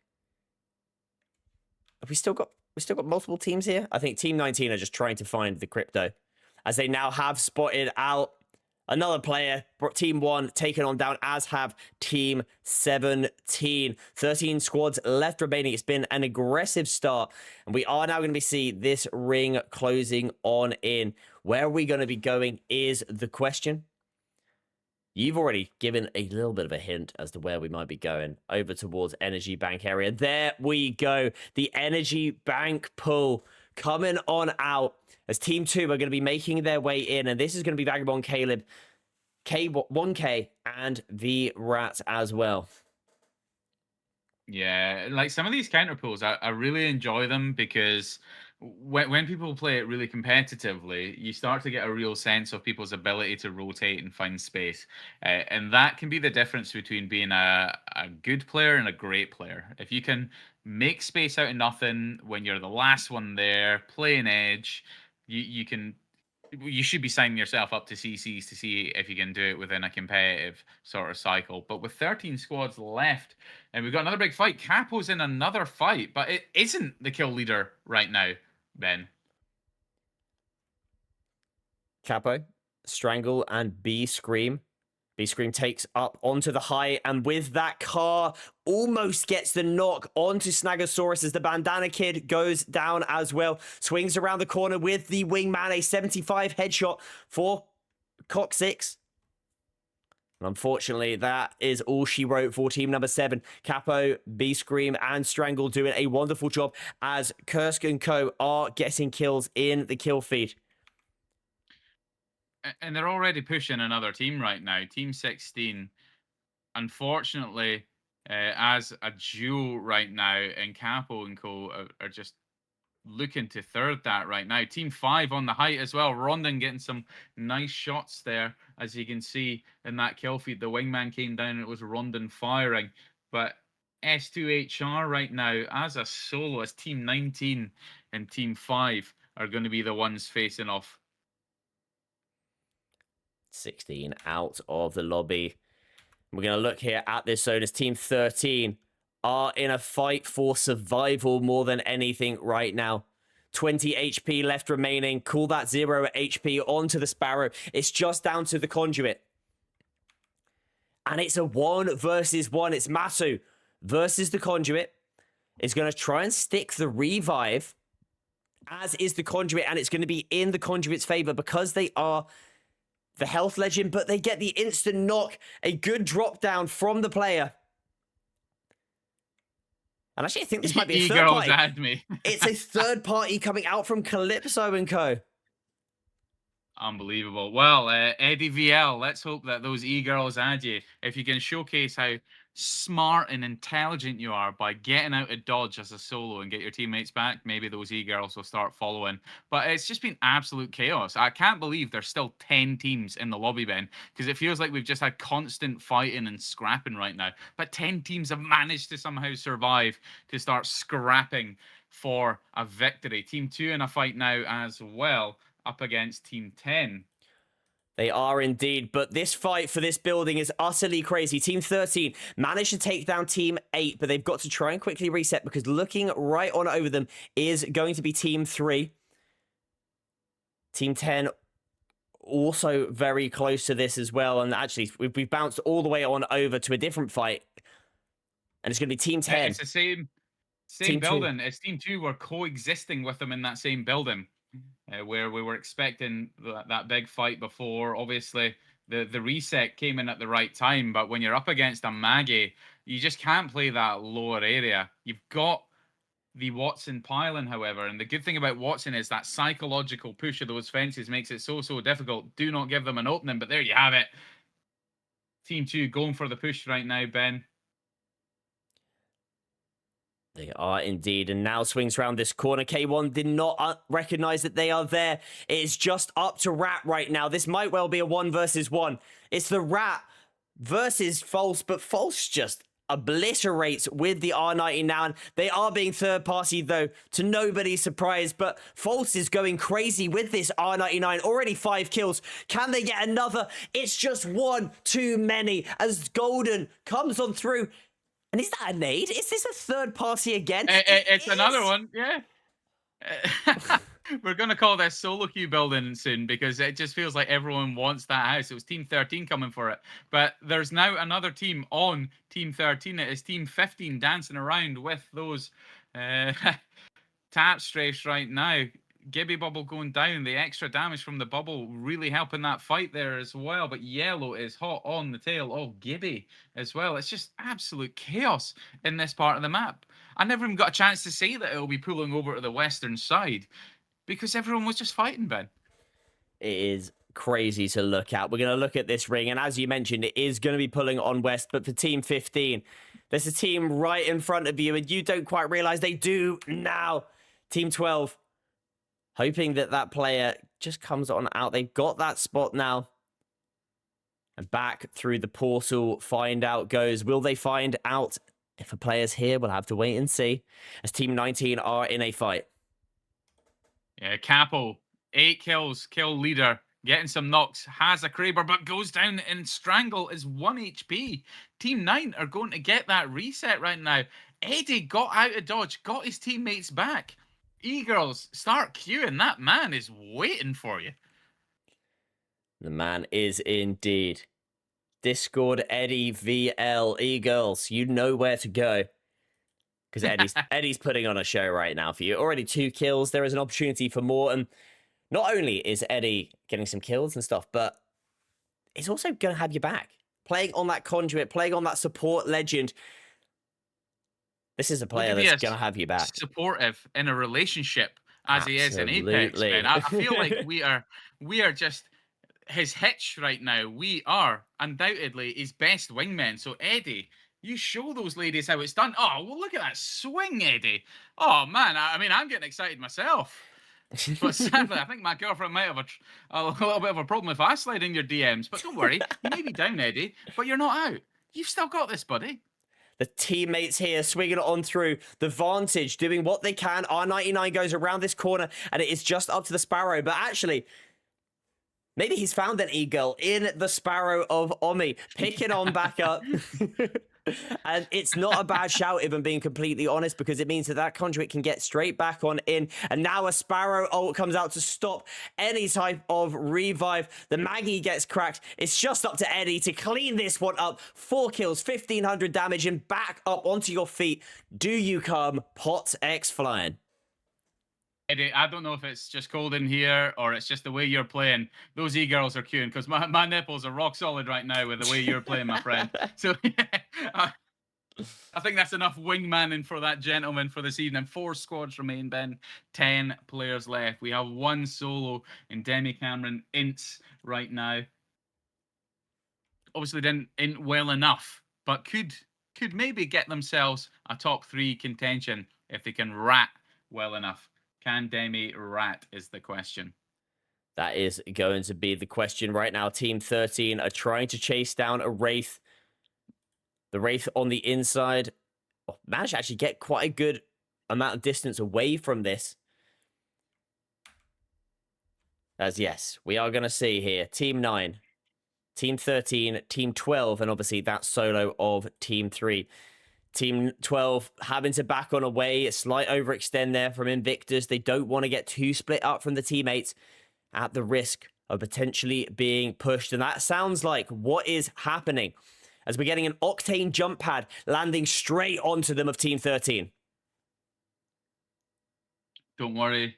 While this fight's going on, I'll keep a close eye on our guy Eddie right now as Team 12 go down. Lovely shots there from Answers, or Answers, as it may be. 3 squads remain, and the solo has been found by Eddie and co. 2 teams remain, Ben. Can our guy do it? You know what? If Eddie wins this game, I want evidence. I want proof. I want receipts if someone slides in his DMs.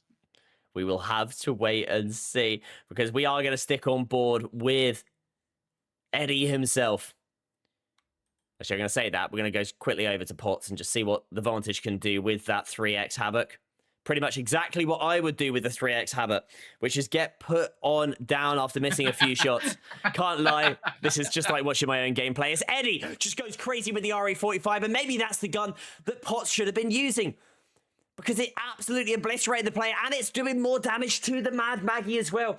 Eddie's taken a little bit of an off angle, trying to get the shots down, and knocks down Answered.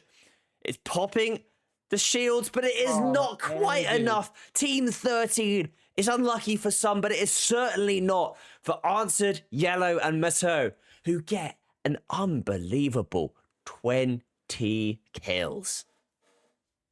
Fair play. And you know what? I know we were hyping Eddie up quite a lot in that game, because to get second place after getting out of that chaos that was happening in Energy Bank, to get your teammates back, really good play there from Eddie to do so. But another game is done. Answered and Co managed to have a nice mop up. As you can see why the Pred badge is just flying there, Ben. That was beautifully done. 20 kills to them. Answered coming out with 9 of them himself, plus almost 3k damage.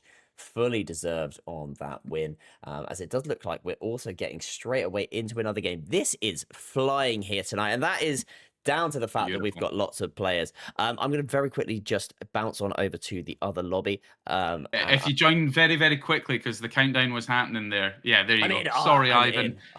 Thank you. I appreciate Sorry, that. Ivan. My apologies, my friend. It was wanting to get straight in and show just how quick it can be to get into a match, and then I just come in and be like, nah, we need our guy Ben in here. I've got your back more than I had Eddie's back in that last game, put it that way, Ben. But what a great game. It's just constant action. I didn't even expect it to get to a point where it was starting to close to an end game, because that house at the north of Energy Bank, I don't think I've ever seen so many death boxes in that one house before, Ben. That was crazy. That was insane. Again, yeah, just like what you said, it was one team after another. At one point, there was like 3 teams coexisting inside of the building with another team looking in. And then as soon as one player got knocked, it was just a domino effect, with team getting knocked, another team pushing in, wiping them, another team pushing in. And it was just crazy, but also great shots from everybody. And what I think was the difference maker in a lot of that fight, which I think you'll probably agree, is the Mad Maggie. Almost every one of those teams had a Mad Maggie, and it meant that I got damage onto you through a wall, so I'm going to push. Caesar knocks, I'm going to put a drill through the wall. I got damage onto you, I'm going to push. And it was just that ripple effect of when a Maggie is in the lobby. So I'm going to be interested to see, actually. I'm going to look at my other screen. Has Maggie been banned? No. It would not surprise me, but I am genuinely... It just goes to show as well there, though, that the control legends, when used to their full effect, like how long teams were able to survive there because of Watson fences. And it just shows just how beautifully the game has been balanced with a lot of these legend types as well. Maggie keeps ticking and doing the damage, whereas Watson was slowing it down as well. So really, really great plays there from all teams. But who are people going to pick next? Well, they won't be picking Crypto, Caustic, Conduit, and Gibraltar. They are the legends getting banned. I also want to give a big shout out to everybody who is currently in the live streams right now, whether you're on Shareplay or on Twitch. I can see the likes of Loop is in the stream right now. Lovely to have you in here, Loop, as well as Golden as well, who are both playing here this evening. Life on Swag has been chatting away as well, which is great to see. And I appreciate you all being in here right now to support the stream and to support everybody playing. If you are not already, get yourself into the event. I have a distinct feeling that, folks, please tell me that my game audio wasn't off that whole game there. Oh, I hope not, Ben. I hope not. Otherwise, we were just going to be like bigging up our guy Eddie. If the game audio was off, it's just two guys cheering on a bloke who was doing a really good job. Oh yes, we've got 200 ping. God, my dad left me in this lobby, so hopefully we'll get a little bit of action from there, and his dad will notice just how well, just how well their child is playing. Maybe come back. So, Dad, come back to our boy or girl. I don't know. Yeah, we're back to World's Edge. We're pulling back up to the northeastern side of the map for this one. So looking at that there, we've got a lot of axles. So, God, actually, I never even thought about it, Ben. Like, World's Edge hasn't been in rotation right now. What axle could do on this map? Oh, my God. It doesn't bear thinking about. Well, instant fighting is happening right now, and it's not even an Axel team. It's the Axel team getting aggressed upon. Oh, wow. And it is a wee Schmitty and Silly Stepsis. I don't know why I laughed at that name, but yeah, Silly Stepsis. Show us what you can do. Silly Stepsis. Already lost Schmitty. Unlucky. Is this might be, potentially could be Silly Stepsis, who is an APAC player, I believe. If it is, welcome in. Player, wow. There's an APAC South player called Silly Stepsis. It might well be them. We'll have to wait and see, as some good shots coming out from the Silly. Unfortunately, falls on the height bell.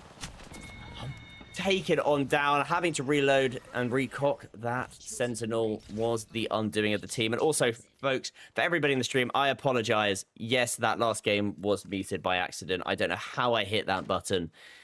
I'm an absolute muppet. It was just our excitement for Eddie. And Lisa, my partner, must be listening, because she couldn't help but send me a very amused DM as we were hyping up our guy Eddie. So yeah, there you have it.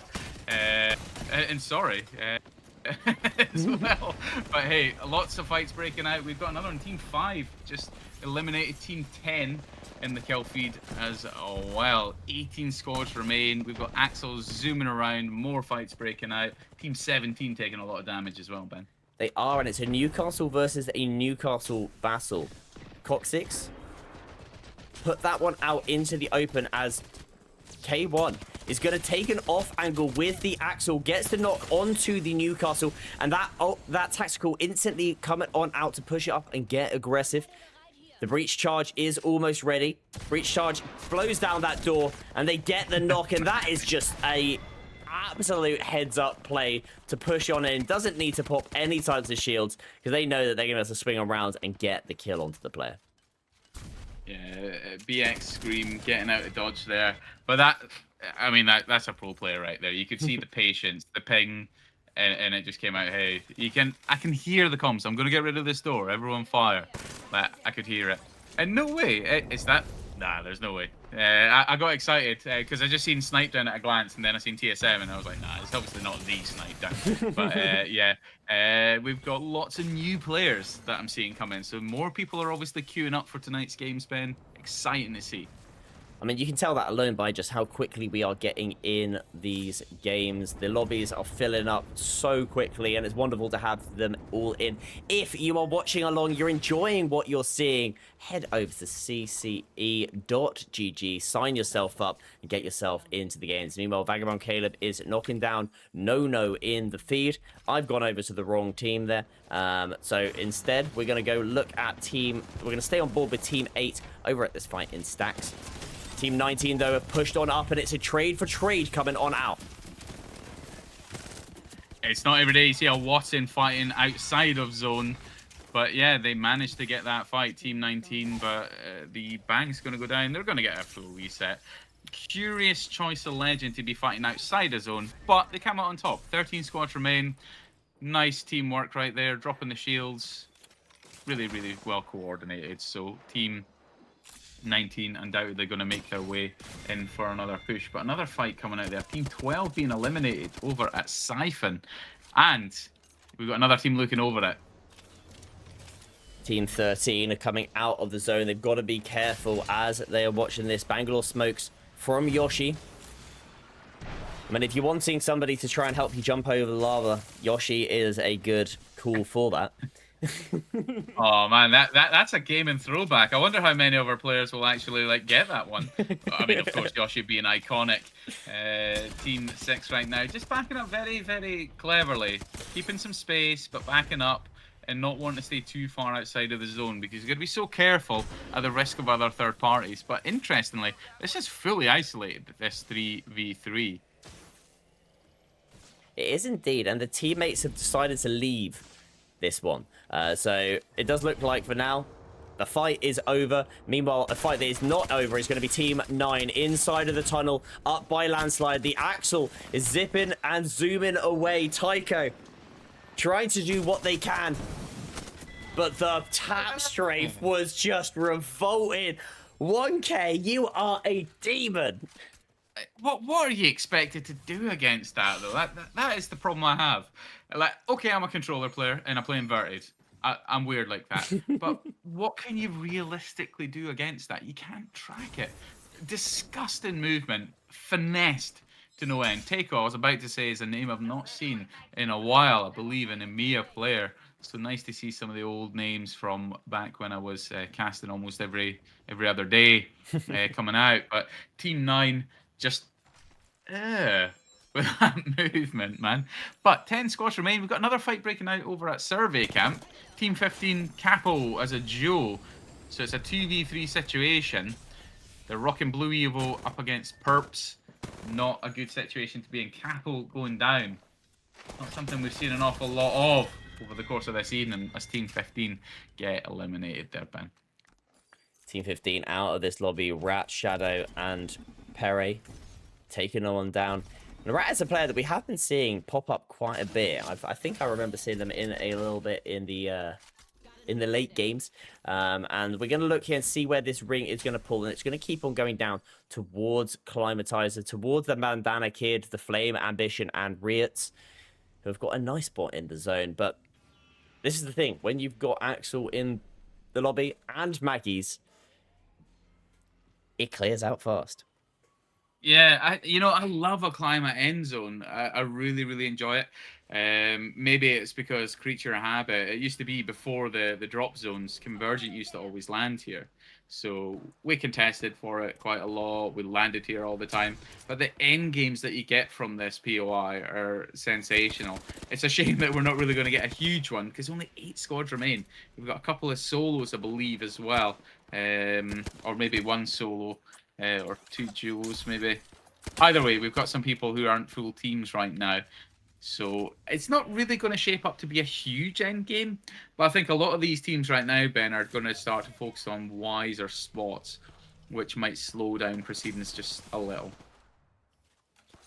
And it does look like Team 2 are now being pushed up upon by the solo, and EXD Dion gets taken on out. I put on some highlights just because everybody's spread out a little bit, just so that we can see when the teams are starting to push on. And we can see that 1K and Co are now looking to push up upon them, as it actually does look like the solo of Coxix has been caught on out.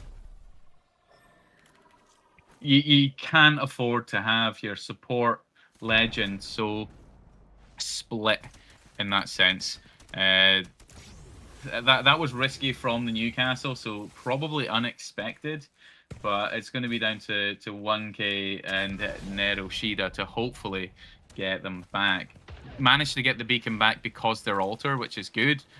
But yeah, these teams are going to be pressuring hard right now to try and stop any sort of reset. Just about gets away on the evac tower, but down to just 40 HP. Looks like they're going to be trying to go towards the little area here, but they get shot out of the air, and it's going to be the rat who picks them out from afar. 1K has got a respawn beacon, so there is the opportunity for them to get back up on onto this. Hemlock shots coming out, 39 damage. Enough to sort of push and Rat it goes away. down. Rat went to go for the thirst, but instead, the original team that took care of the Newcastle managed to just get in there. So Nono and co just pushed on it right now. But 1K is going to get not only the reset right now, but also the mythic bin. So they're undoubtedly going to try and get Coxix back in the compound here, because these teams are now fighting each other. They're going to get a reset. I don't believe it. This is unbelievable here. Team 9 have managed to get the full reset. We'll keep you updated as to what weapon they end up picking on up. But it's Team 2 now who are having to try and defend themselves inside of this building. Sparrow ults being put on out, and that is a great ult. That forces you to exit the building and to get up into the open where you can be shot at, and that's exactly what happens to Rat. But a good swing there from Shadow does take down Nono, who has been playing incredibly well tonight, as we have got FTX TSM sniped down in the lobby. Unfortunately, not in the lobby right now because they have fallen on down, and it's just up to Not Shadow to try and clutch up for the team. Yeah, fair play. Fair play on that push. And you'll never believe it, Team 9 are now fully reset. And they're now pushing back on Team 14, who might have griefed them. 1K is going to see what they can do. Very, very split from their team, as you can see on that mini-map right now. Has recognized the threat. Has slowed down somewhat. Axel. He's going to finesse with that movement. Oh! Great shot there. And it's going to be Great sniped shot down. with the longbow. Oh, she went to Maiko even, sorry. Narnia. Oh my gosh. And it's another Sparrow, not Sparrow ultimate indeed, that pushes them back. Coxic is going to fall. They're going to try and get the res onto 1K, which is not a bad shout if you're wanting to try and get somebody to get more kills, but it's just not long enough. Not long enough of a time to get the reset. Nono is going to swing around the corner, gets the finish on to 1K. We're down to 6 squads remaining. And right now, Nono has got 10 kills alongside his teammates with an additional 1. A scout in hand, and Nono might go down to the Maggie. Yeah, that's the danger of Maggie. That previous reset attempt from the other team, getting 1K back, I understand the decision making, but should have always gone for the Newcastle, because you might have a chance to get a shield down and then get 1K with a health regen as well. But Team 14 right now playing a really, really good game, and they've got a great spot. In competitive terms, this is probably a game-winning spot back here, because other teams are going to start fighting their way out of the building, fight each other. But because there's only 6 squads left, a lot of these fights could be isolated, and it could go any way, really. But Team 14, I think, are positioning themselves for a victory in this game. I would have to agree with you on that. No, swap to the single fire on the scout, which I personally am a big fan of. I'm a single fire kind of guy with the scout, even though not like Eddie. Not like Eddie. Our boy there, he'll take any E-girl. Don't forget. Oh my gosh, well, no. Pick it up, doesn't need single fire, double fire. He's just going to absolutely spray you with a glorious clip with the R99, taking down that player, and is now going to continue to push on up with the Axel. Goes round the corner, and that's what we were saying about going around with that slide. Your accuracy can improve. That's exactly what Nono is doing, trying to get the finish onto that last player. And down this legend is ridiculous. I'm sorry, but sliding uphill should slow you down, even the slightest incline, because that was nonsense. Great play from Nono, but utterly ridiculous in terms of what we just watched there. Just sliding around casually, hip firing, but fair play nonetheless. Got the knocks, but can McCoy survive? Gets the med kit off, but probably isn't going to be in a position to survive. There you have it. Team 14 played out. They only had to play slow. They got too excited, and now look who's taken their spot. Team 19 setting it up with the Watson fences. So Team 19 now in a position to go on and win this game based on the position of where they are. Team 2, meanwhile, are going to try and catch out the team on the inside. The Axel, the Q not really helping them too much as they swing around the inside. It's just down to Shadow left remaining, though, as Bandana Kid picks up a knock from afar. Ultimate in play, going to be trying to drag the teammates back in. They're going to be able to get Pere back in, but unfortunately, the Rat does fall. You mentioned, though, Team 19 are in a wonderful position. And this is surely got to be a winning position if they can play this one right. They've got Watson fences up here, there, and everywhere. In the meanwhile, I can see in the chat, somebody, Rezi is saying, inverted A, that feels like an OG Halo player. Hey, I was playing games back in N64 GoldenEye days, so yeah, hence where I probably learnt my inversion, given the controllers. But yeah, OG Halo, OG COD, I was there for it, man.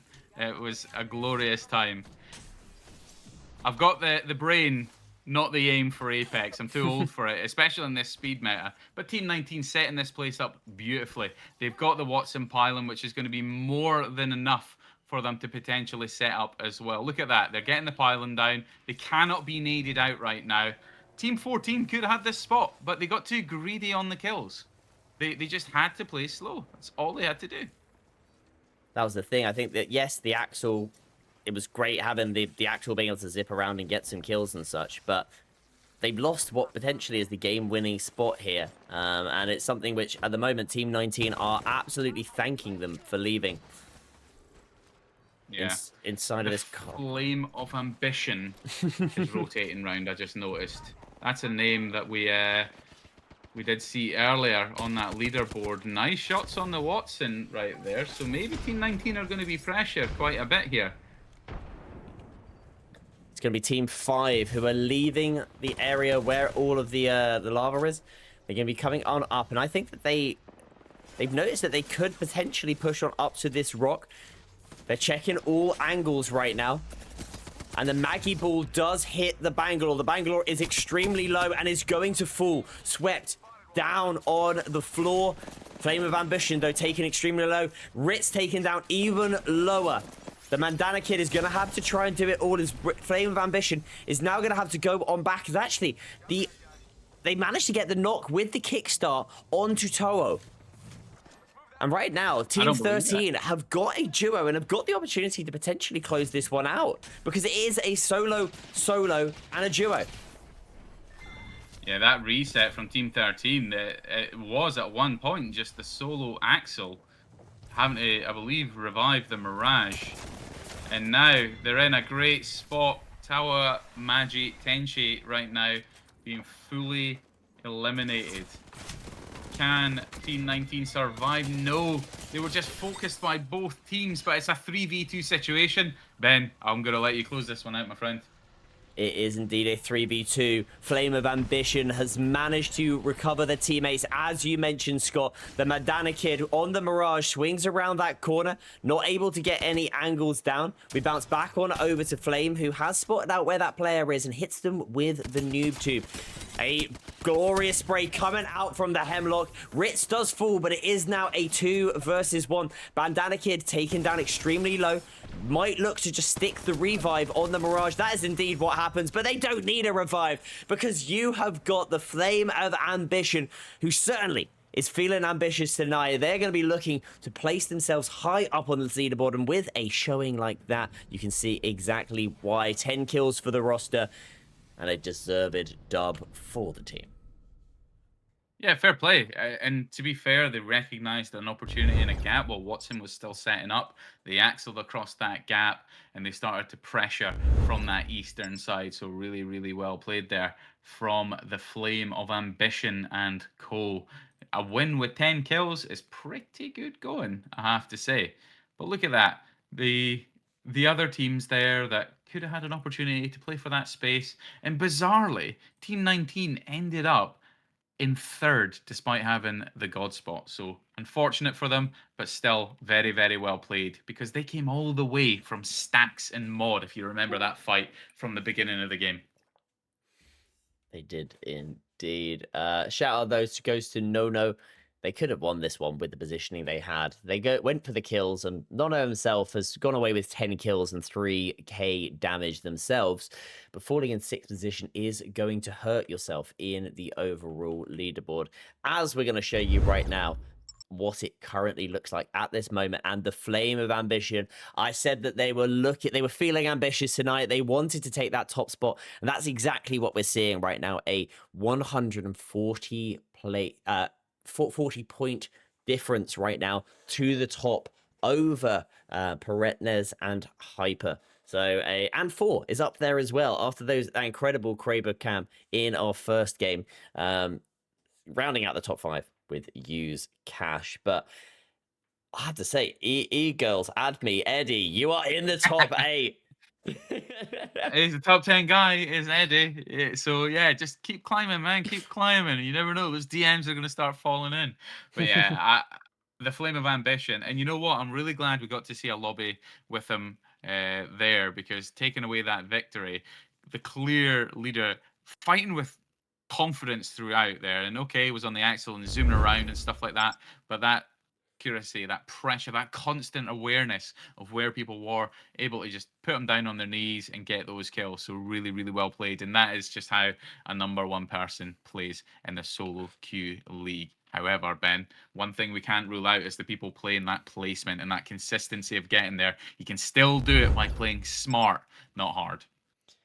You can see that there right now, currently 9th position. We've got is it Super Kudo? Super Kubi even. 5 kills, 9 assists.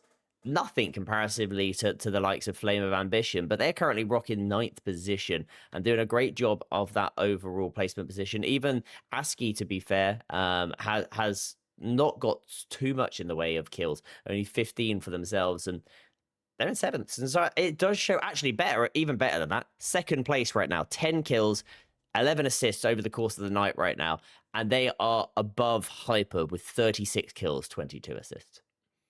I love that. I really do love that, because that is what Apex and Battle Royale is about. It's not always about who gets the most kills. And okay, in this kind of meta and age of it, people just naturally go for kills. But Battle Royale has always been about playing smart, surviving, winning. If you win with 1 kill, you're still the winner. That's just the reality of it. So nice to see 2nd place there, purely based on that placement. Really, really well played.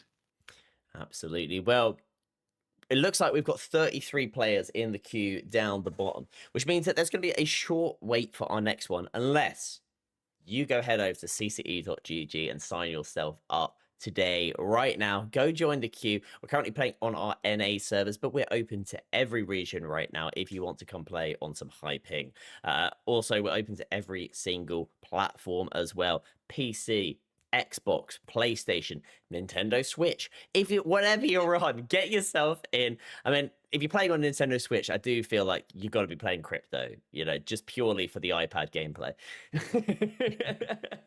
There's only one person I know that would even consider playing Switch in lobbies like this, and that's our boy Eddie. Like, come on, that guy is hunting some e-girls. Like, lock your doors, because that man whoa, he's going to be sliding into those DMs tonight. But our boy Eddie, we're giving you a shout out because you've just entertained us tonight, not only with your name but with your great gameplay. So why don't you, the viewer, come and join in and maybe get a chance to be on camera? You don't have to be the best player in the world. You don't have to have the flashiest player or the best movement like we've seen with that Axel looking at you, 1K. But yeah, you just need to play the game. Like, sometimes even the regular player can come out with that play of the game, and we'll catch it on camera. Let it be you, the next person we catch. Absolutely. We're going to hit you with a short ad break, and then we'll be going into I believe it's going to be our final game on stream. These 3 hours have absolutely flown by.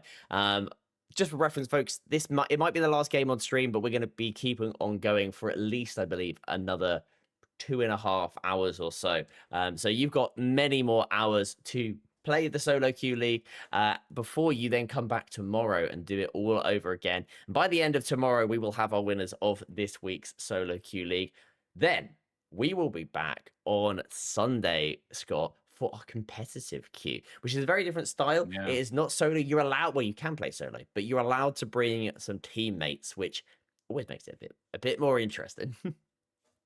It's more scrims style, really. You're going to see people coming out fists and all to try and get those coveted points to climb that board. But yeah, let's hit that advert and wait for the next little bit of fill.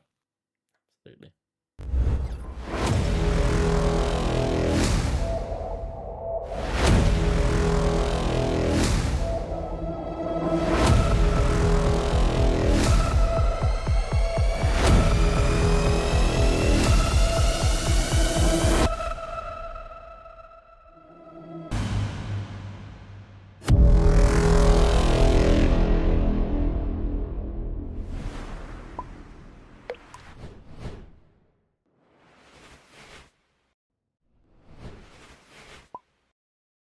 Shareplay.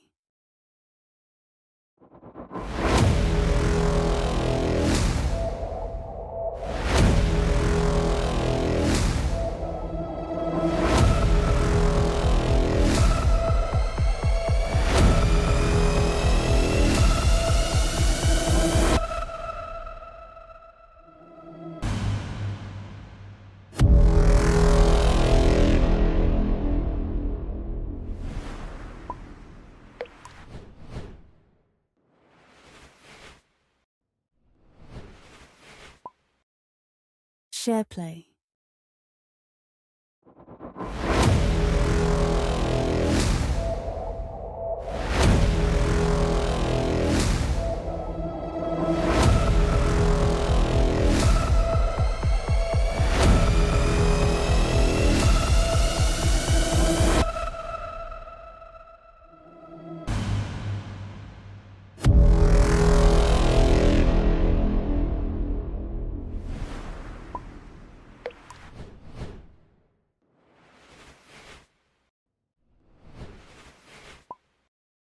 Shareplay.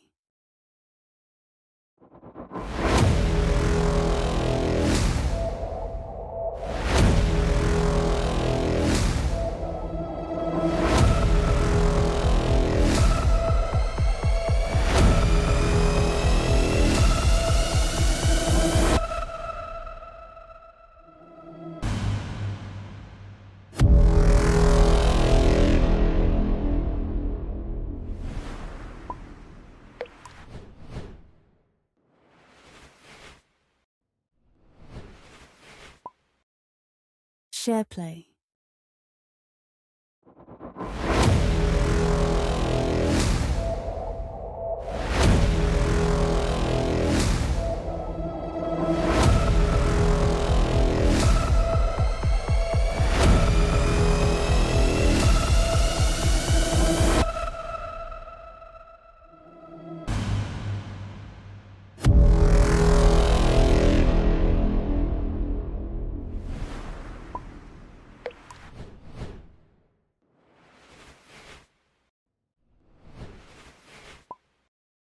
Shareplay.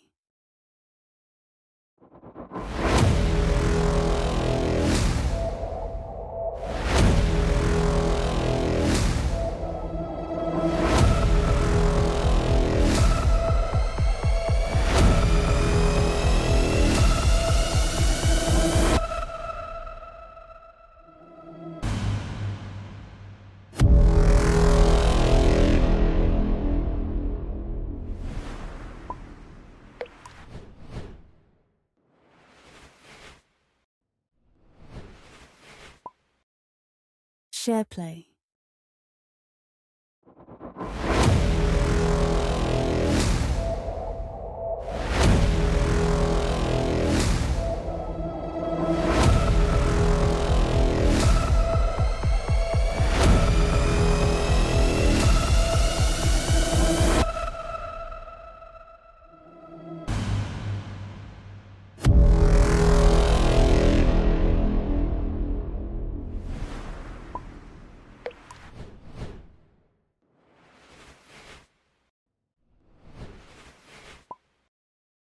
Shareplay.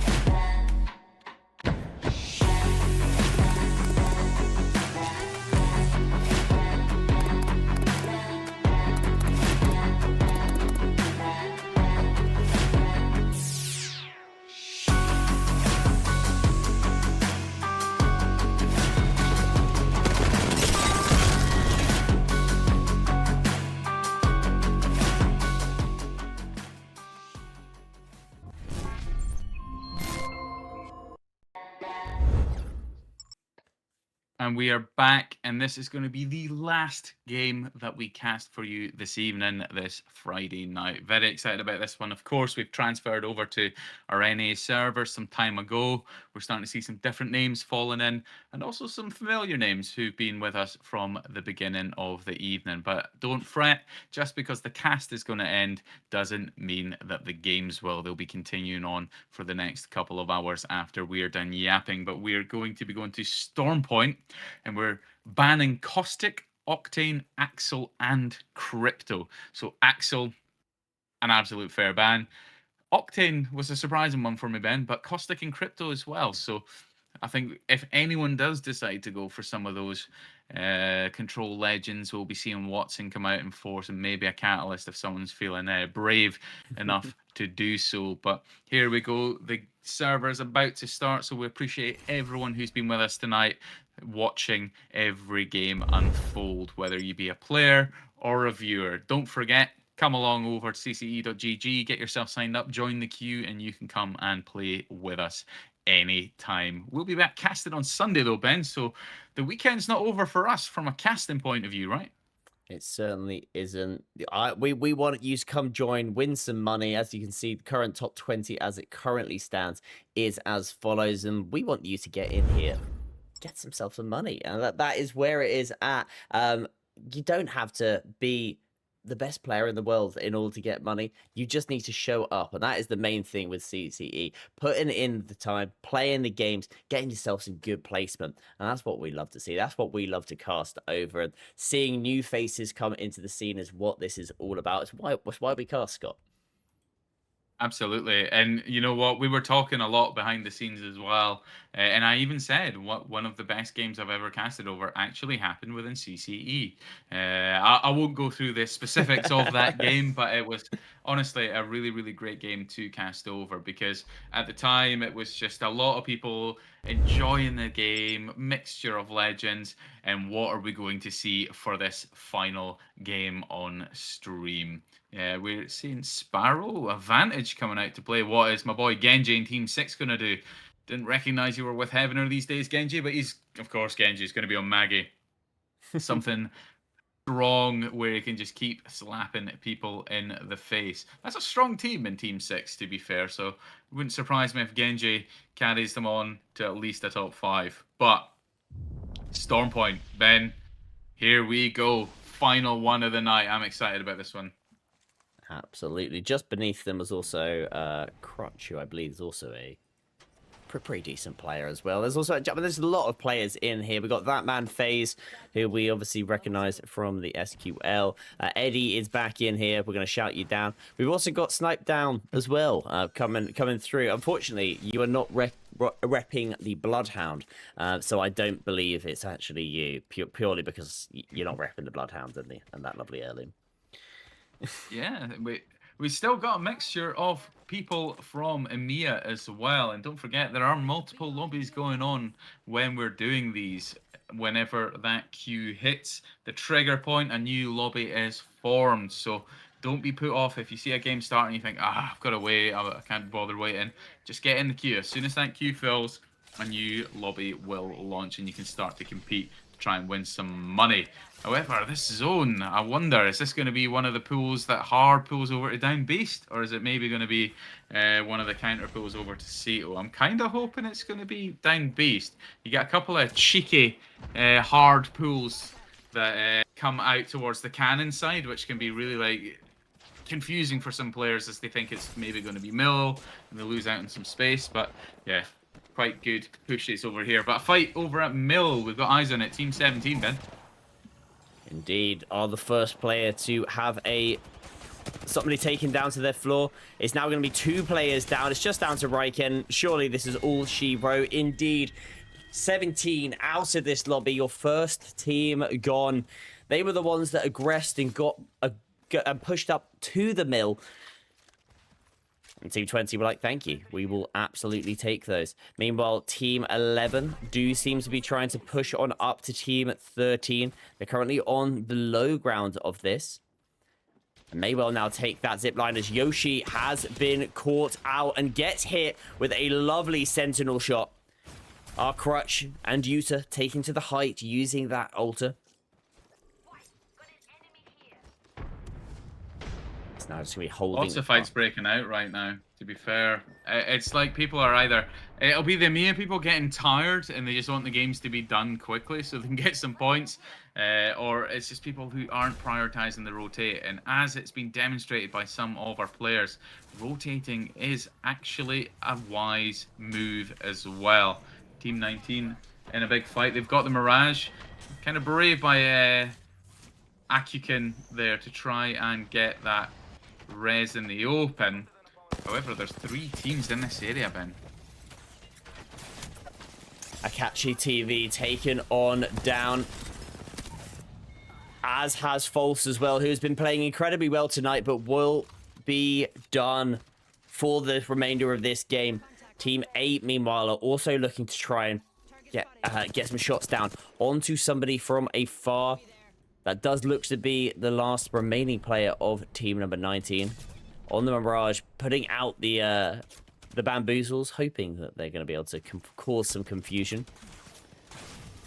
Yeah, I think the trouble there was Valk had already identified the solo before the life of the party came down, so we're going to see Team 19 get eliminated by none other than our boy Eddie. Good stuff, Eddie, man. And they're just going to be straight in another fight because Team 10 now managed to get themselves fully reset, fully healed up, and they're now just going to start to aggress on this to see what they can do. The bang ult goes down by Team 8 to try and slow the push, but Team 10 are still just in a superior position. The wise move now is to just get back to the buildings and fight from launchpad, unless you can do enough damage to get a knock. But Team 10 taking huge damage there. They've got the knock. They're just going to continue to fight that. I actually thought Team 8 had too much damage done on them at the time. But it doesn't matter. Not when you've got an Eddie on the team, right? I mean, Eddie going absolutely crazy there. Meanwhile, we are getting more fights happening for Team 20. Last remaining player. Oh my gosh, that hip fire was revolting coming out there from Hypero. If you're needing somebody to clutch up, you'd need shots like that. But unfortunately, with just 5 HP remaining, just one bullet from that RE45 from Mescalo does take them down. And we've already lost 8. This is insane to say. As we've got down 1 player less remaining, it's up to Bell in a 1 versus 1. Yeah, up against an altar as well. It's not a good legend to be up against. But you are Wraith, so you can try and phase out of this one. Taking too much damage, even through the knockdown there. Altar's likely just going to try and phase and swing from this. Unfortunate damage there. There goes the swing. Good damage on the return. 85 damage from Bell, but not enough to do the knock at full there. So, 9 squads remain. What happened to the rest of the lobby while we were yapping? I have actually no idea, as Team 2 are now trying to find out where the last player is. Or the last 2 players, at least, of Find Out and Strange Max. Find Out is... looks like having a little bit of a seizure right now. Absolutely spamming that crouch button. Yeah, Team 2 are undoubtedly just going to take this mop up. We're down to 8 squads, and there's already another fight going down elsewhere. With Team 6 struggling. Genji, my boy Genji is down, and it is against Eddie, no less. So Team 6, a solo, fighting against 2 and Eddie in low effort gaming. Eddie wisely going to the window, going for the swing, and he's going to get the mop up. Team 6 being eliminated, unlucky Genji. But 7 squads remain, round 1 closing. Storm Point is the competitive map, Ben, but I think people have recognised that we've been yapping for 3 hours, we've been working today. They want to just give us an early night off, right? I think that's what it seems like they're doing. They're like, you know what, you guys have done enough here. We're going to show you what a quick game of Apex can look like. And right now, this is just non-stop action as Cairo has taken to the sky and gets the knockdown onto Pots flying. A Bangalore ult is here, though, and they've got to be careful as Cairo goes onto the balcony before going back up onto the height and using that hemlock with the 2 to 4 times to try and get some shots on down. Cheese Supper is on their knees. A player that will pretty much always play Caustic when available, but with Caustic out the lobby, Cheese has opted to go to the altar. Yeah, Cheese is one of those people that I do recognise from a previous cast, so nice to see some of the regulars in the solo queue league coming out to compete this evening, but goes down to none other than Eddie. Thirsted by Eddie. At this point, yeah, if you're Valk, just get out. Just get out. You'll get a chance to reset. There's only 7 squads, so you can easily get reset at any of the crafters that remain. Checkpoints practically free. There's new crafters coming down, so maybe head down towards Cascade here, get the reset. But Eddie and Co, they're just going to follow. Talk about confidence there, Ben. I mean, he did not just do that to hit the solo.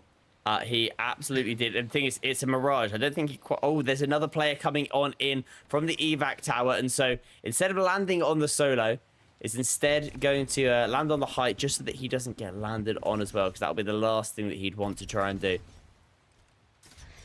Smart decision, to be honest. At the end of the day, you don't want to overextend even when you're playing as well. And our boy Eddie is kill leader right now, so I almost feel confident not casting any more games after this, Ben, because Eddie can carry the show for us, right? Eddie is the show, Scott. Oh, what a retort, my friend. Fantastic. Well, teammate and Eddie will be trying to hunt down a player. They're going to go over and they're going to hit this little bit of a beacon on the height. Meanwhile, we're going to be seeing that ring pull over towards Down Beast as you anticipated. Eddie is going to get that scan. That is exactly where Team 13 and Team 3 are. As Team 12 are going to be coming in through the south-hand side of the map. And I imagine this is probably going to be the next fight that might end up happening with Team 7 looking over at Team 12 as they come into the zone. It depends, I guess, on Team 8 and Team 13 as to whether this engagement happens. We'll keep with the map open just to see which team are the first ones to push up and get aggressive. And you know, I still have it sometimes calling these zones, man. Like, I was very, very good at the ring guessing game, and obviously at support and helping coach some of our competitive teams. Nice to know I've still got it, even without the functional button for the next ring zone. But other fights breaking out already. We're going to see this lobby thin out some more. 2 fights breaking out across the map. This Team 12 one that we've got, Team 12 and Team 7, and also Team 8 with Eddie against Team 13 elsewhere, fighting towards the Ferrari side. We'll stay on board with this fight. If you keep an eye on your screen on the other one, and then I can bounce between them as needed. Team 8, though, and Strangle is going to be getting some good shots off. Does get cracked himself, so is going to have to go back on into the building. Meanwhile, we are seeing in the feed, Team 7 are being taken on down. We're going to stay on board with Strangle to see what they can do here with the Wraith. This is where a Wraith can be an absolute difference maker in a fight and in your rotations. 7 eliminated out of this lobby. That fight on your side of the screen does seem to have gone Team 12's way. Very quick, that one. Getting close on out. Meanwhile, Eddie is down. Third party came in as well. So we've got 3 teams of the 5 fighting in this area right now, Ben. Gets hit with the Maggie Bull. They've got to be careful. As you mentioned, Team 2 are here. It's going to be Flame of Ambition, who gets an assist onto Strangle, who falls on down, does get finished as well as now. They're going to be getting hit by a little bit of a Valkyrie Q, and Team 8 are eliminated. Eddie and Co. out of this lobby. The kill leader down, as we have now got a new kill leader. And it is going to be the Valkyrie of Haunt. You know, I've been watching Flame of Ambition's perspective right now as that fight was going down, and he's a very good player, actually. He's got really, really good awareness. He's checking his corners, he's anticipating movement and pre-firing based on how people are responding to his drill. It's just really, really high awareness. You can understand why he's currently sat atop the leaderboard. Has no kills, but has 5 assists. But it doesn't really matter. They are still counting and getting him some points. 4 squads remain, though. And it's going to be a lone LCG Colours trying to just somehow evac away and do something. And the other fight's breaking out over at Beast. We've got Team 3 against Team 12. No one is in zone right now other than the solo in the skies, Ben. That is insane to think. Hero, though, on the height, a lovely spray onto Towa. Towa taken on down. 1 player left remaining. It's just going to be the Vantage with a Mastiff. Tries to get a shield swap. Empty shield. Unfortunately, that is all she wrote. Team 12 out of this lobby. And we've got 3 squads left remaining. There is 1 team in the zone. We've got Team 13 who are going to be trying to get a craft. And you mentioned that people are going to be trying to close this one out quickly so that we can head on off stream. That does seem to be what's happening right now. And although we appreciate it, folks, you know that you can play for longer tonight. And in a game if you wish. 100%. And really respect the player just seen from Team 3. Cheese Supper used his Nexus to save Mirage from zone. They're going to get the reset whilst Team 2 just explore the entirety of Down Beast on their own. I expected a big end game with it coming up this way, but that's not what we're going to get unless it becomes a stalemate, because LCG Colours managed to get the full reset and they're playing from the checkpoint side. So if they see a knock, they just need to go for it. If they see a knock between the other teams, just send it all the way to Beast. You've got nothing to lose, everything to gain with a potential third party. whilst they're seeing those players fly on over, we've now got not Shadow with the Kraber, and they also crafted themselves up a delightful little purple gold laser sight even. So even better. Meanwhile, Team 2 have decided I don't really want to fight this. Instead, I'm going to go all the way back into Zone to our altar portal. Because why not? Why not? Go for the win. Playing from that side leaves them in a decent spot if they go for the third party. And that's where the sort of strategy is just starting to fall in. There might only be 3 teams. It might be Zone 4. But actually, you do not want to be the first team opening the fight or indeed going down in the fight. You want to be the team third party in this fight. Absolutely. Team 3. It's interesting here. Team 3 have got the height of the Beast. However, they're playing extremely split because they know that there are teams sort of aside from each other who potentially could look to try and sandwich. And at the moment, we've got team number 2 who have taken to the skies with Haunt just getting some visuals on what is happening using that Valkyrie ultimate to do so. Indeed. And you know what? There's a Kraber in play, but if anyone has any chance of taking it down, it would be Potts Flying, who's our lone survivor vantage right now. 2 well-placed shots could be enough to take down Shadow at this point. But they're now playing up towards the end of Beast, playing on the tail of the Beast. So they're actually in a pretty solid spot. I'm feeling pretty confident for Team 2 because the knocks are coming. It's a flame of ambition. Playing with confidence all night, Ben. I'm feeling a Team 2 victory is going to happen here. It could well happen. Right now, Team 13 are the Vantage team you mentioned, but unfortunately, 10k DPI gets taken down by the Maggie Riot Drill of all things. So they do fall to it, and it shows how oppressive that legend can be and how much they can decide not just a fight, but a whole game potentially. As the Vantage does get a shot onto the Kraber player, who does have the overflow. Misses that second one, but oh my god. Potts gets put on a plate. Absolutely glorious shot there coming in from Not Shadow, who is now trying to get the angle onto the other players. Not hitting that one. You know what? I respect that repeat from Vantage, because if I'd already marked them, I'd have probably done the same. I have done it on Vantage where I was in a Vantage off once. We both hit each other. I got a headache, they got a body, and the next shot got the knock, basically. And you've just got to take those opportunities rather than play passive all the time. So I respect it from Potts, even though it didn't quite connect, but back on their feet, they're ready to go again on Shadow. They are indeed, and they actually managed to get the revive onto 10k, which is pretty insane to see, and they've now actually taken the height away from team number 3. And it's in zone. Great shot. Great shot there from Shadow. That was just patience. Oh my god, they're going to die. They're going to die. No. That was... Standing in the drill, man. That was panic. That was a panic, and can I tank this? It certainly was. That was somebody who's maybe not quite as confident, maybe just panicking, just wanting that teammate back into this. Unfortunately, just down to Colors now, who is just queuing on through the belly of the Beast. Trying to do what they can is not going to be enough. And now we've got a Team 2 versus Team 3 battle for the win right now.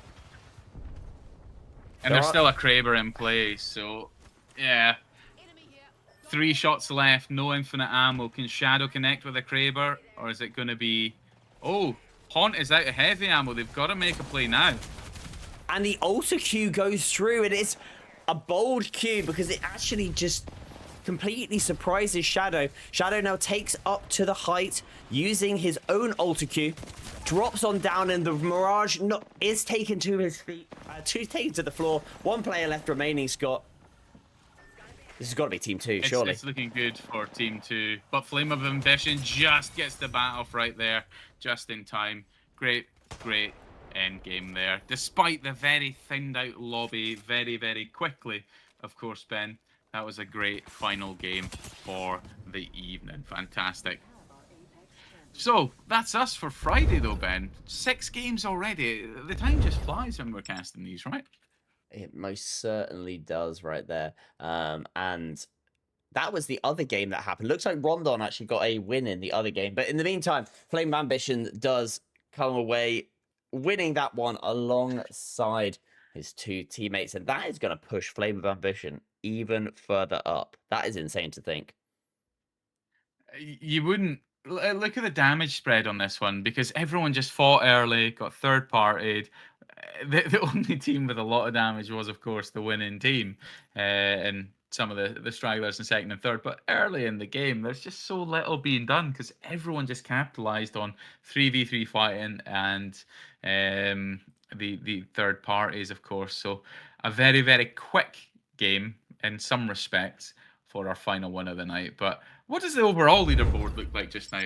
That is a very good question. Obviously, we had our boy Flame of Ambition coming out on the top spot. As we move over to that overall leaderboard, that top spot is extended yet further. 140 points in the last set. It's almost 300 now. That's crazy. But look at that. Our boy Eddie, we've obviously given him that confidence boost. We are his aphrodisiac tonight, Ben, because he's jumped all the way up to second place on the leaderboard as well. But you cannot deny the difference between first and second place right now is absolutely massive. It's going to be tough to lose that, but not impossible. So Flame of Ambition just has to keep up that energy. Not only keep the kills up, but you can see the difference between first and second. The kills are both in the 30s. You've got Hyper in fourth with 44, but it's the placement that is elevating those overall scores. So get the placement. Absolutely. I think I can very quickly, actually, what I can do is I can show you exactly why the placement is as it is. And it is the Flame of Ambition. Let me just very quickly show you, folks. This is on the spot showcasing. He's working some magic to give you stats, guys. We're working. I love stats so much, and me too, man. We're gonna give you those right now. Here we go. All right. So our top two players, as they currently stand, Flame of Ambition and Eddie, of course. And if we go over to the players to watch, this should hopefully update. There we go. Perfect.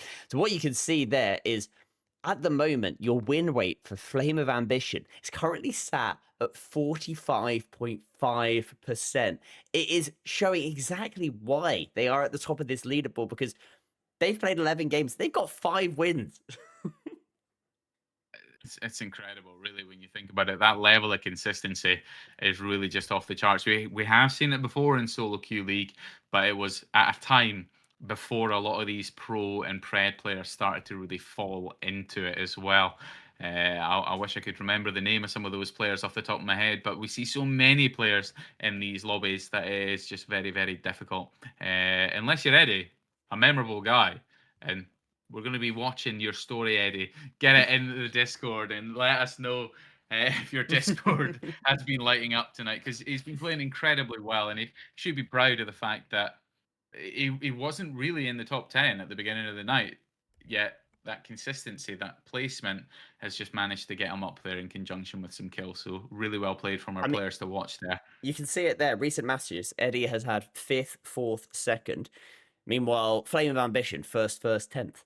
And both of them, I mean, outside of that, was his 10th position for Flame of Ambition. He's probably a bit annoyed by that. And I think both of these players are doing such a good job of managing to get that consistent placement. Their kills are very similar. You can see average kills. This is obviously over the lifetime performance, hence why Eddie has got 41 games. It looks like Flame of Ambition, only with 11, may have only recently joined. So a newcomer to the league, and one that we are certainly welcome to have here. But that is all she wrote for us on the stream here this evening. Scott, it has been an absolute pleasure to be joined by you once again. I hope that you've enjoyed yourself. Absolutely, man. I love it when we get together and cast. If it's not with Mark, it's with yourself. So it's really enjoyable to be that third seat, keeping it warm for the main caster. So thank you for having me, and I'll see you again on Sunday, buddy. Absolutely. We will be back same time, same places, whether you're watching on Shareplay or on Twitch.